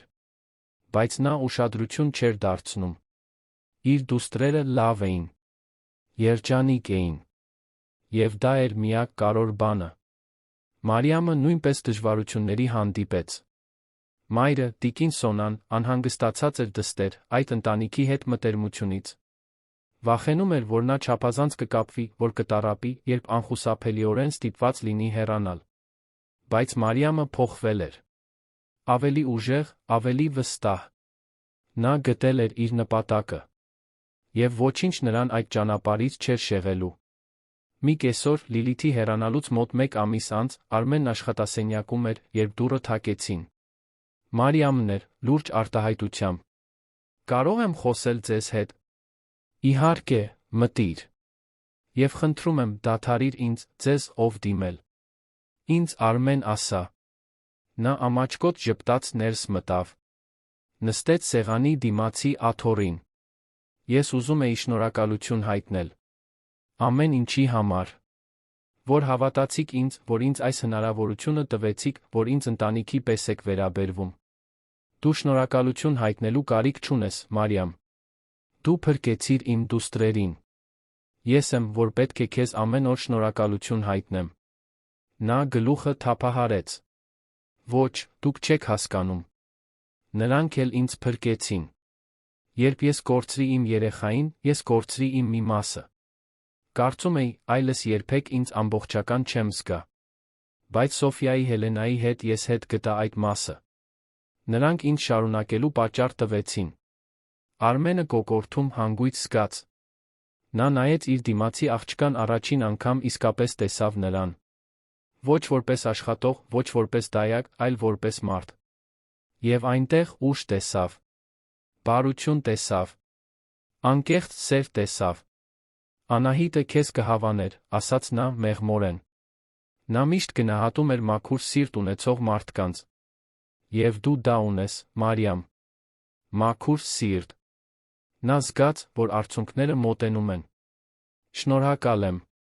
Դա շատ բան է նշանակում ինձ համար»։ Նրանք այնտեղ մնացին մի քանի րոպե, հարմարավետ լռության մեջ։ Հետո Մարիամը վեր կացավ։ «Պետք է վերադառնամ աղջիկների մոտ։ Գրեթե քնելու ժամն է։ Ես քեզ հետ կգամ»։ Նրանք միասին բարձրացան երկվորյակների սենյակ։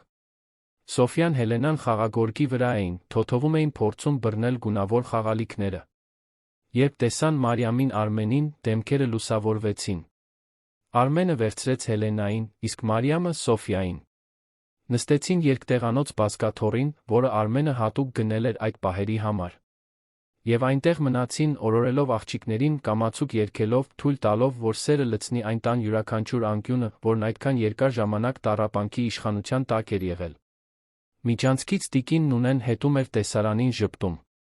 Նա վերջին անգամ փակեց իր շագանակագույն տետրը։ Այլս գրառումներ անելու կարիք չկար։ Պատմությունը գտել էր իր ճանապարհը։ Փոթորիկն անցել էր։ Եվ հիմա, վերջապես, այդ ընտանիքը կարող էր սկսել իսկապես բուժվել։ Երեկոն իջնում էր երանի վրա, երկինքը ներկելով մեղմ գույներով։ Այդ առանձնատան ներսում, ամիսների ընթացքում առաջին անգամ, խաղաղություն էր տիրում։ Խաղաղություն, որը նվաճվել էր քաջությամբ, ճշմարտությամբ, սիրով։ Եվ թե առջում դեռ մարտահրավերներ կային, նրանք այժմ գիտեին, որ կարող են դրանց դիմակայել միասին։ Որովհետև երբեմն բուժումը չի գալիս այնտեղից, որտեղ սպասում ենք։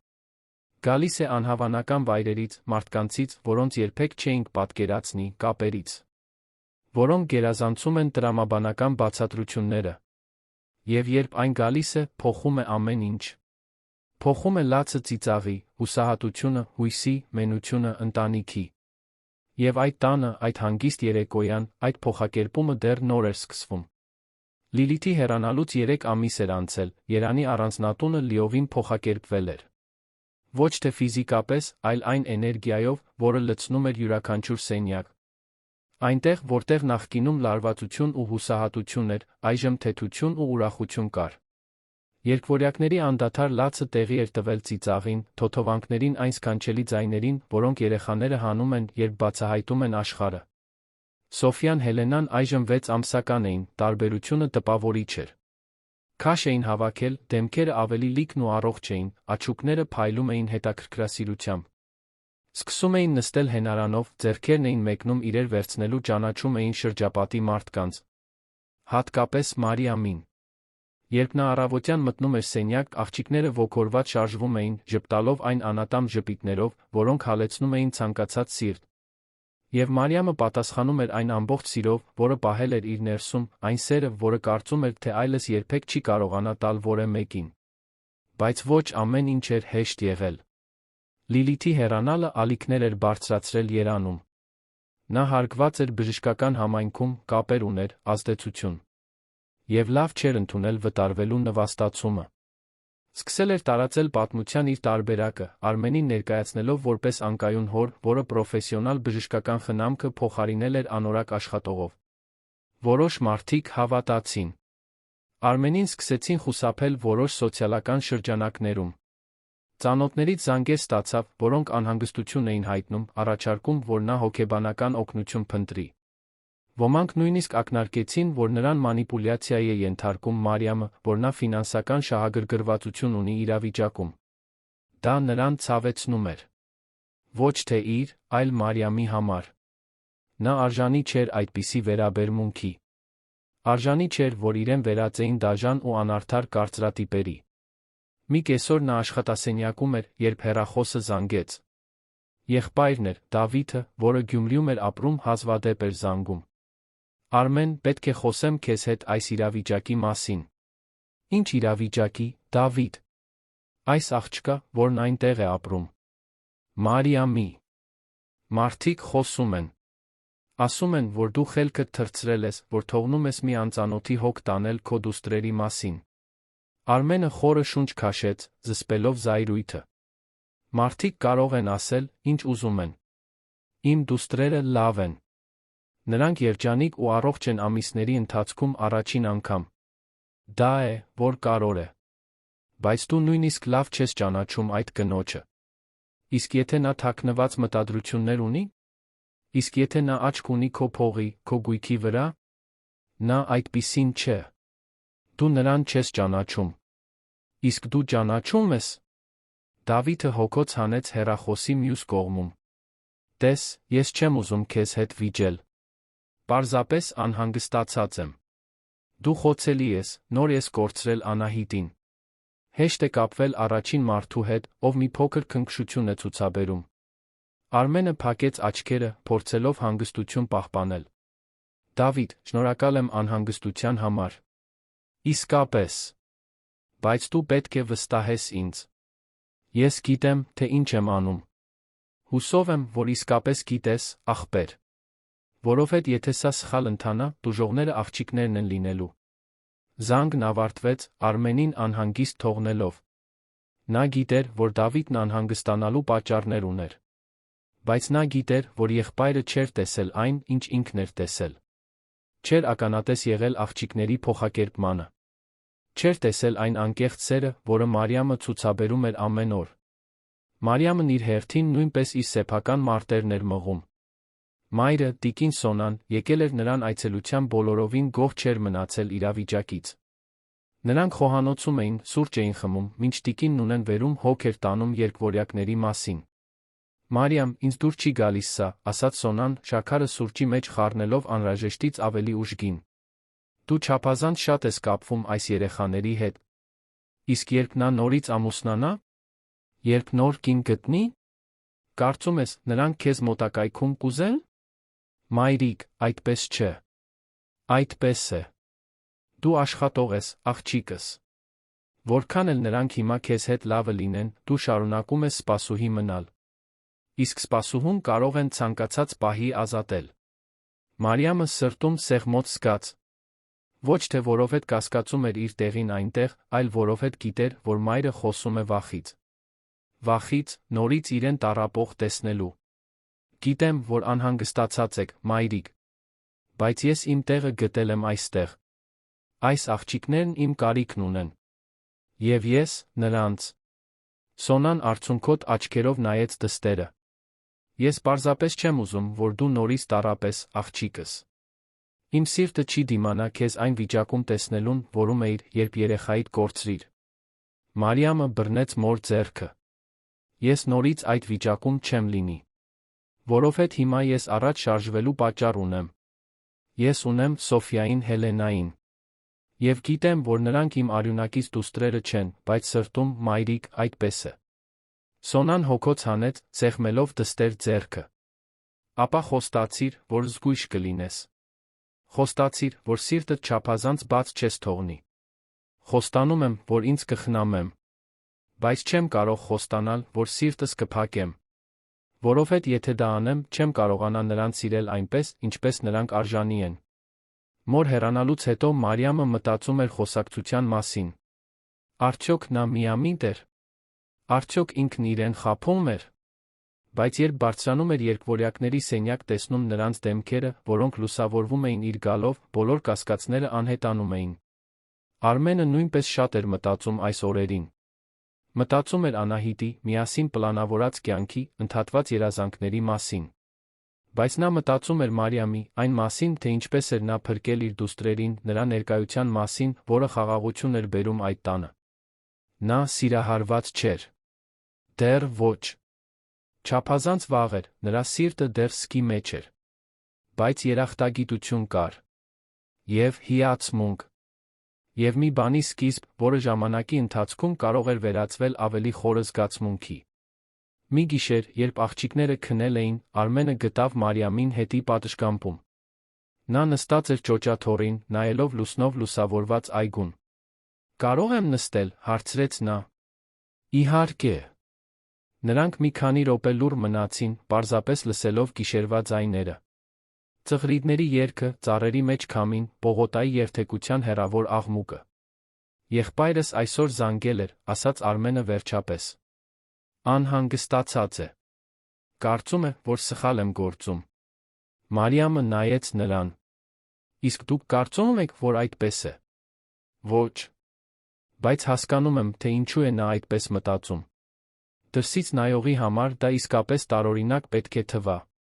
Վերջերս այրացած տղամարդ, 2 երեխա, մի աշխատող, որը հանկարծ դառնում է ընտանիքի մաս։ Արմենը գլուխը թափահարեց։ Մարդիկ միշտ դատելու են այն, ինչը չեն հասկանում։ Մայրս էլ է անհանգստացած, ասաց Մարիամը կամացուկ։ Կարծում է, որ ես կվիրավորվեմ։ Որ։ Չափազանց շատ եմ կապվում։ Իսկ այդպես է։ Մարիամը մտածեց հարցի շուրջ։ Այո, այդպես է։ Բայց չեմ տեսնում, թե ինչպես դա կարող է վատ լինել։ Սոֆիան Հելենան մեկի կարիքն ունեն, ով իսկապես հոգ է տանում։ Եվ ես հոգ եմ տանում։ Իմ ամբողջ սրտով։ Արմենը զգաց, որ իր ներսում ինչ-որ բան շարժվեց։ Մի հիացմունք, որը գերազանցում էր երախտագիտությանը։ Դու յուրահատուկ մարդ ես, Մարիամ։ Թույլ մի տուր, որ որը մեկը քեզ ստիպի կասկածել դրանում։ Նա ժպտաց, բայց դա տխուր ժպիտ էր։ Երբեմն ես կասկածում եմ։ Երբեմն մտածում եմ, որ գուցե բոլորը ճիշտ են։ Որ ես ընդամենը սպասուհի եմ, որն իր տեղը չգիտի։ Դու ընդամենը սպասուհի չես։ Դու այս ընտանիքի մասն ես։ Եվ եթե որը մեկը դա չի կարողանում տեսնել, խնդիրը նրանցն է, ոչ թե քոնը։ Նրանք այդ գիշեր մինչ ուշ զրուցեցին իրենց կյանքի, վախերի, երազանքների մասին։ Դա առաջինն էր այն բազմաթիվ խոսակցություններից, որոնք նրանք կունենային հաջորդ շաբաթների ընթացքում։ Խոսակցություններ, որոնք նրանց դանդաղ մտերմացնում էին, կառուցելով վստահության փոխըմբռնման կամուրջ։ Բայց խաղաղությունս մեկ անգամ փորձության կենթարկվեր։ 2 շաբաթ անց Լիլիթը նորից հայտնվեց։ Ոչ թե անձամբ, այլ դատական հայցի միջոցով։ Նա դատի էր տվել Արմենին, զրպարտության իր մասնագիտական հեղինակությանը վնաս հասցնելու մեղադրանքով։ Պնդում էր, որ նա իր մասին ստեր է տարածել, ոչնչացնելով իր կարիերան Երանում։ Արմենը ցնցվեց, երբ ստացավ ծանուցումը։ Նա երբեք հրապարակավ նրա մասին վատ չէր խոսել։ Պարզապես ճշմարտությունն էր պատմել ամենամոտ մարդկանց, երբ հարցրել էին, թե ինչ է պատահել։ Նա փաստաբան գտավ պարոն Հենրիկ Մաթոսյանին, մի լուրջ փորձառու մարդու, որը ուշադրությամբ լսեց ամբողջ պատմությունը։ Դուք որե ապացույց ունեք ձեր ասածի, հարցրեց Հենրիկը։ Ինչ-որ բան, որը կարող է փաստագրել նրա վարքը։ Արմենը մի պահ մտածեց, հետո հիշեց։ Տիկին Նունեն։ Նա ամեն ինչի գրառումներ ունի։ Հրաշալի է։ Բերեք այդ գրառումները։ Եվ մեզ նա ցուցմունքներ են պետք լինելու։ Ձեր, տիկին Նունեի Մարիամի։ Գործի նախապատրաստման գործընթացը լարված էր։ Լիլիթը ագրեսիվ փաստաբան էր վարձել, որը փորձում էր նրան ներկայացնել որպես անկայուն հոր մանիպուլյատոր աշխատողների զոհ։ Բայց պարոն Հենրիկը փորձառու էր, հստակ գիտեր, թե ինչպես կառուցել պաշտպանությունը։ Տիկին Նունեի տետրը վճռորոշ էր։ Յուրաքանչյուր գրառում, յուրաքանչյուր ամսաթիվ, յուրաքանչյուր դիտարկում ցույց էր տալիս երեխաների հուզական առողջության վատթարացման հստակ օրինաչափություն, երբ Լիլիթը ներկա էր, լավացում, երբ Մարիամն էր ստանձնում խնամքը։ Դատական նիստը նշանակվեց 5 առավոտյան։ Արմենը նյարդայնացած էր։ Մարիամը նույնպես։ Բայց տիկին Նունեն հանգիստ էր, վստահ։ Նա գիտեր, որ ճշմարտությունն իրենց կողմն է։ Դատարանի դահլիճը փոքր էր, բայց ահարկու։ Լիլիթն այնտեղ էր, իր անթերի կոստյումով, հավաքած մազերով, պրոֆեսիոնալ կեցվածքով։ Երբ նրա աչքերը հանդիպեցին Արմենի աչքերին, այնտեղ ատելություն կար։ Մաքուր պարզ։ Դատավորը, Արթուր Գրիգորյանը, տարեց մարդ էր, ալեխառն մազերով թափանցող հայացքով։ Նա ուշադրությամբ լսեց երկու կողմերի փաստարկները։ Լիլիթի փաստաբանն առաջինը խոսեց, նրան ներկայացնելով որպես նվիրված բժշկի, որին անարդարացիորեն զրպարտել են։ Խոսեց նրա ծառայության տարիների, հեղինակության, փրկած կյանքերի մասին։ Եվ փորձեց այնպես անել, որ Արմենը թվա սքի մեջ գտնվող հայր, որն անտրամաբանական որոշումներ է կայացրել անորակ աշխատողների ազդեցության տակ։ Բայց երբ հերթը հասավ պարոն Հենրիկին, նա ներկայացրեց տիկին Նունեի տետրը։ Յուրաքանչյուր էջ ուսումնասիրվեց։ Ամսաթվերը համընկնում էին բժշկական զեկույցների հետ։ Դիտարկումները մանրամասն էին, հետողական։ Անհնար էր ժխտել օրինաչափությունը։ Եվ հետո Մարիամին կանչեցին ցուցմունք տալու։ Նա նյարդայնացած էր, բայց երբ նստեց վկայի աթոռին երդվեց ասել ճշմարտությունը, նրա մեջ ինչ-որ բան հանգստացավ։ Նա պարզապես պետք է սրտանց խոսեր։ Տիկին Մարիամ, ասաց Լիլիթի փաստաբանը հովանավորչական տոնով։ Դուք բժշկական կրթություն չունեք, ճիշտ է։ Ճիշտ է։ Համալսարանական դիպլոմ չունեք։ Չունեմ։ Ապա ասացեք ինձ, ինչն է ձեզ ստիպում մտածել, որ դուք ավելին գիտեք վաղաժամ ծնված երեխաների խնամքի մասին, քան կրթված փորձառու մանկաբույժը։ Մարիամը ուղիղ նայեց նրան։ Ես բժշկության մասին ավելին չգիտեմ, քան նա։ Բայց ես գիտեմ սիրո մասին։ Գիտեմ ներկա լինելու մասին։ Գիտեմ իսկապես հոգ տանելու մասին։ Եվ երեխաները դա զգում են։ Նրանք զգում են, երբ ինչ-որ մեկն այնտեղ է սիրո համար կամ այլ պատճառներով։ Փաստաբանը փորձեց հակադարձել նրան, բայց Մարիամը շարունակեց, ձայնը վճռական. Երբ ես Սոֆիային Հելենային գրկում եմ, ես ոչ մի բանի մասին չեմ մտածում, բացի նրանց ապահով զգացնելուց։ Ես չեմ մտածում հեղինակության, կամ կարիերայի, կամ թե ինչ կշահեմ դրանից։ Ես պարզապես սիրում եմ նրանց։ Եվ դա նրանք զգում են։ Դահլիճում լռություն տիրեց։ Նույնիսկ փաստաբանը կարծես մի պահ անխոս մնաց։ Դատավորը մի քանի լրացուցիչ հարց տվեց, որոշ ամսաթվերի վերաբերյալ պարզաբանումներ խնդրեց, մանրամասներ ստուգեց։ Եվ հետո կանչեց Լիլիթին ցուցմունք տալու։ Նա սկզբում պահպանեց իր հանգստությունը։ Խոսեց իր աշխատանքի, նվիրվածության, փորձի մասին։ Բայց երբ պարոն Հենրիկը սկսեց կոնկրետ հարցեր տալ տանը նրա վարքի մասին, նա սկսեց տատանվել։ Բժշկուհի Մկրտչյան, դուք ռոմանտիկ զգացմունքներ տածել եք պարոն Արմեն Սարգսյանի նկատմամբ։ Նա վարանեց։ Դա գործի հետ կապ չունի։ Խնդրում եմ, պատասխանեք հարցին, ասաց դատավորը։ Լիլիթը խորը շունչ քաշեց։ Այո։ Բայց դա չի ազդել իմ մասնագիտական աշխատանքի վրա։ Չի ազդել։ Պարոն Հենրիկը բացեց Նունեի տետրը կոնկրետ էջի վրա։ Ապա ինչպես եք բացատրում, որ, ըստ այս մանրամասն գրառումների, երեխաները միշտ վատանում էին ձեր այցելություններից հետո։ Ինչպես եք բացատրում, որ դուք ակտիվորեն խանգարում էիք, որ տիկին Մարիամը, միակ մարդը, ով կարողանում էր նրանց հանգստացնել, շփվի երեխաների հետ։ Լիլիթն այժմ գունատվել էր։ Ես պաշտպանում էի երեխաներին անպատշաճ կապվածությունից։ Թե պաշտպանում էիք ձեր սեփական շահերը։ Փորձում էիք անփոխարինելի դառնալ պարոն Արմենի համար, նույնիսկ եթե դա նշանակում էր երկարացնել երկու անպաշտպան երեխաների տառապանքը։ Ոչ, նա գրեթե գոռաց։ Ես երբեք դա չէի անի։ Բայց վնասն արդեն հասցված էր։ Նրա հուզական արձագանքը, վերահսկողության բացակայությունը, ամեն ինչ հակասում էր այն հանգիստ ռացիոնալ մասնագետի կերպարին, որը նա փորձել էր ստեղծել։ Դատավորը վերլուծեց բոլոր փաստաթղթերը, բոլոր ցուցմունքները։ Եվ հետո հրապարակեց իր վճիռը։ Ուշադիր ուսումնասիրելով ներկայացված բոլոր ապացույցները, այս դատարանի համար պարզ է դառնում, որ բժշկուհի Լիլիթ Մկրտչյանը թույլ է տվել, որ անձնական զգացմունքները խանգարեն իր մասնագիտական դատողությանը։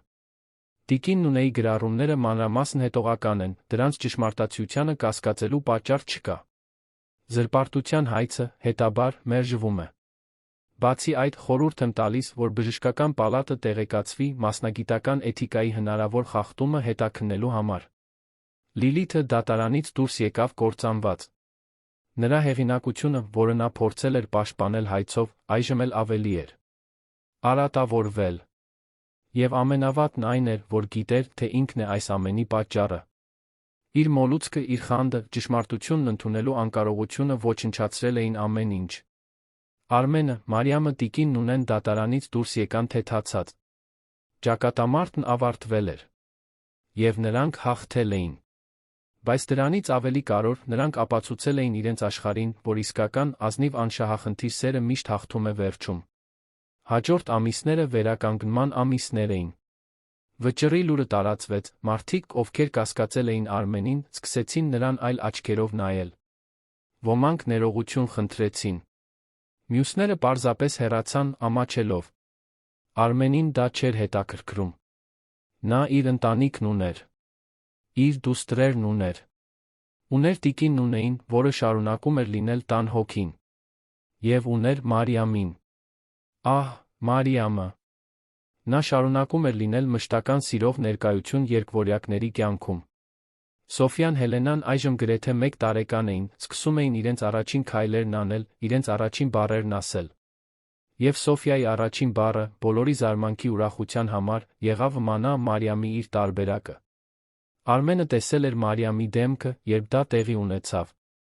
Մաքուր ուրախությունը, հոսող արցունքները, այն ձև, որով նա գրկեց փոքրիկ Սոֆիային։ Եվ այդ պահին նա իմացավ, որ այն, ինչ զգում էր Մարիամի նկատմամբ, երախտագիտությունից վերածվել էր շատ ավելի խորը բանի։ Դա դեռ սեր չէր։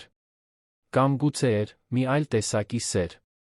Մի սեր, որը դանդաղ էր աճել, կառուցվել հարգանքի, հիացմունքի, վստահության վրա։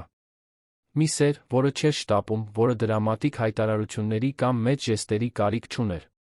Դա մի սեր էր, որը դրսևորվում էր փոքր բաներում։ Այն սուրճի մեջ, որը նա ամեն առավոտ պատրաստ էր թողնում նրա համար։ Այն ձի մեջ, որով նա միշտ հարցնում էր, թե արդյոք նա լավ է, արդյոք ինչ-որ բանի կարիք ունի։ Պատշգամբում ունեցած խոսակցություններում, որոնք ավանդույթ էին դարձել։ Այն ժպիտներում, որոնք փոխանակում էին, երբ աղջիկները մի սքանչելի բան էին անում։ Մի գիշեր, դատավարությունից 6 ամիս անց, Արմենը քաջություն հավաքեց։ Նրանք նորից պատշգամբում էին, աղջիկները վերում քնած, տիկին Նունեն իր սերիալն էր դիտում հյուրասենյակում։ Մարիամ, սկսեց նա, ձայնը նյարդային։ Ես պետք է քեզ մի բան ասեմ։ Նա շրջվեց դեպի նա, հետաքրքրված։ Կարող ես ասել։ Գիտեմ, որ դեռ վաղ է։ Գիտեմ, որ գուցե նույնը չես զգում։ Բայց ես պետք է ազնիվ լինեմ քեզ հետ։ Նա խորը շունչ քաշեց։ Ես սիրահարվել եմ քեզ։ Մարիամը աչքերը լայն բացեց, լիովին զարմացած։ Դա մի բան չէր, որը ես պլանավորել էի, շարունակեց Արմենը։ Մի բան չէր, որը ես սպասում էի։ Բայց դա տեղի ունեցավ։ Աստիճանաբար օրեցօր տեսնելով քեզ ինդուստրիերի հետ, զրուցելով քեզ հետ, ճանաչելով, թե ով ես դու իրականում։ Ես սիրահարվեցի։ Եվ այլս չեմ ուզում դա թաքցնել։ Նա մի պահ լռեց, որը հավերժություն թվաց։ Արմենը զգաց, որ սիրտը արագ-արագ է բաբախում։ Արդյոք նա ամեն ինչ փչացրել էր։ Արդյոք չափազանց արագ էր գնացել։ Բայց հետո նա ժպտաց։ Մի գեղեցիկ, անկեղծ, ուրախությամբ լի ժպիտ։ Արմեն, ես էլ եմ սիրահարվել քեզ։ Փորձում էի չսիրահարվել, որովհետև վախենում էի։ Վախենում էի վիրավորվելուց, վախենում էի, որ դա ընդամենը հերթական պատրանքն է։ Բայց չկարողացա խուսափել։ Նա զգաց, կարծես կարող է թռչել։ Իսկապես։ Իսկապես։ Նա ծիծաղեց, սրբելով սկսվող արցունքները։ Դու լավ մարդ ես, Արմեն։ Հրաշալի հայր։ Եվ այս բոլոր ամիսների ընթացքում դու ինձ ստիպեցիր հավատալ, որ ես նորից սիրո եմ արժանի։ Որ ընտանիքի եմ արժանի։ Արմենը վեր կացավ, ձեռքը մեկնեց նրան։ Նա բռնեց, նա իրեն քաշեց գրկի մեջ։ Նրանք այնտեղ մնացին, գրկախառնված Երանի աստղերի տակ, զգալով ամիսների հուզմունքի ծանրությունը, որը վերջապես վերածվում էր մի թեթ ու գեղեցիկ բանի։ Երբ բաժանվեցին, Արմենը նայեց նրա աչքերին։ Ես չեմ ուզում ոչինչ շտապեցնել։ Գնանք դանդաղ, մեր ժամանակով։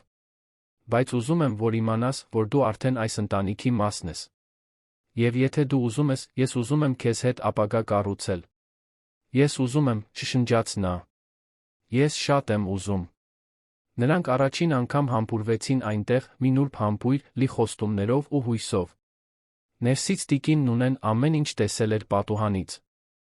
Նա ժպտաց, գոհունակ։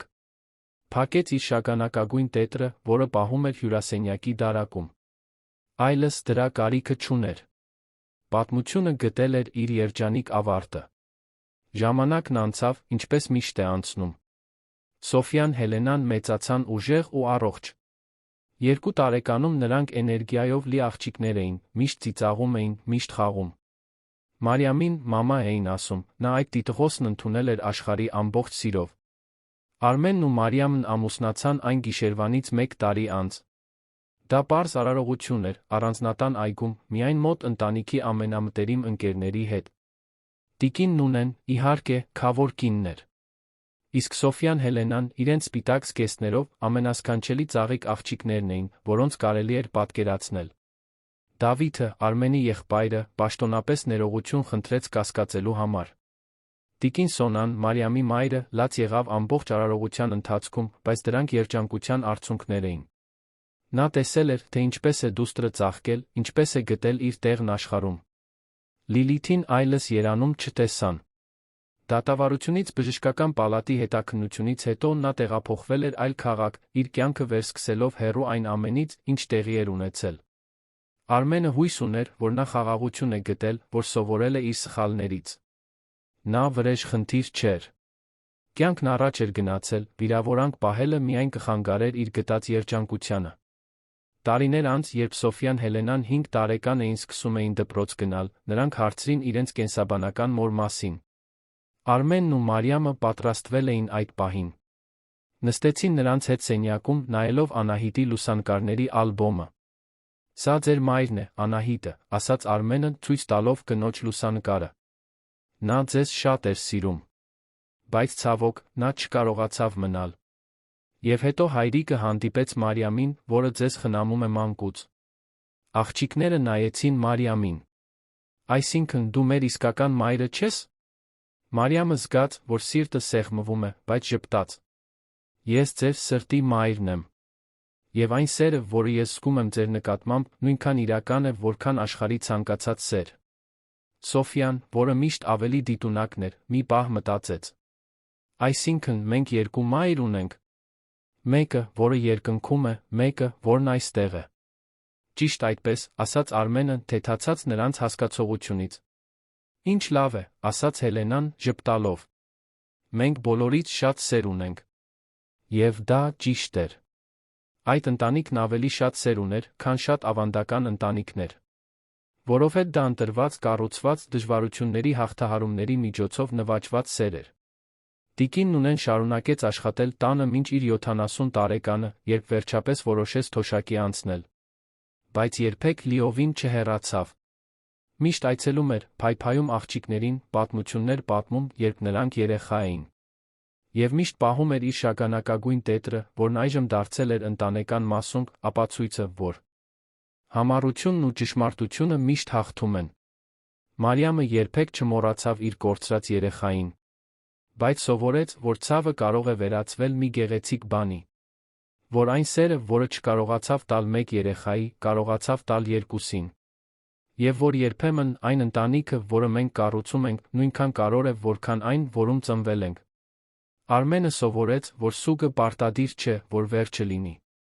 Որ հեռացածի հիշատակը հարգելը չի նշանակում դադարել ապրել։ Անահիտը միշտ յուրահատուկ տեղ կունենար նրա սրտում, բայց Մարիամն այնտեղ ստեղծել էր իր սեփական տարածքը, լույսով ու ջերմությամբ լի տարածք։ Իսկ Սոֆյան Հելենան մեծացան, իմանալով, որ իրենց սիրել են առաջին իսկ պահից։ Որ դժվարությունների միջով են անցել, երբ չափազանց փոքր էին հասկանալու համար, բայց որ միշտ ունեցել են մարդիկ, որոնք պայքարել են իրենց համար, խնամել իրենց, անվերապահորեն սիրել իրենց։ Երանի տունը, որը մի ժամանակ այդքան տառապանքի վայր էր եղել, վերածվեց իսկական օջախի։ Մի վայր, որտեղ սերն ավելի կարևոր էր, քան արյան կապերը։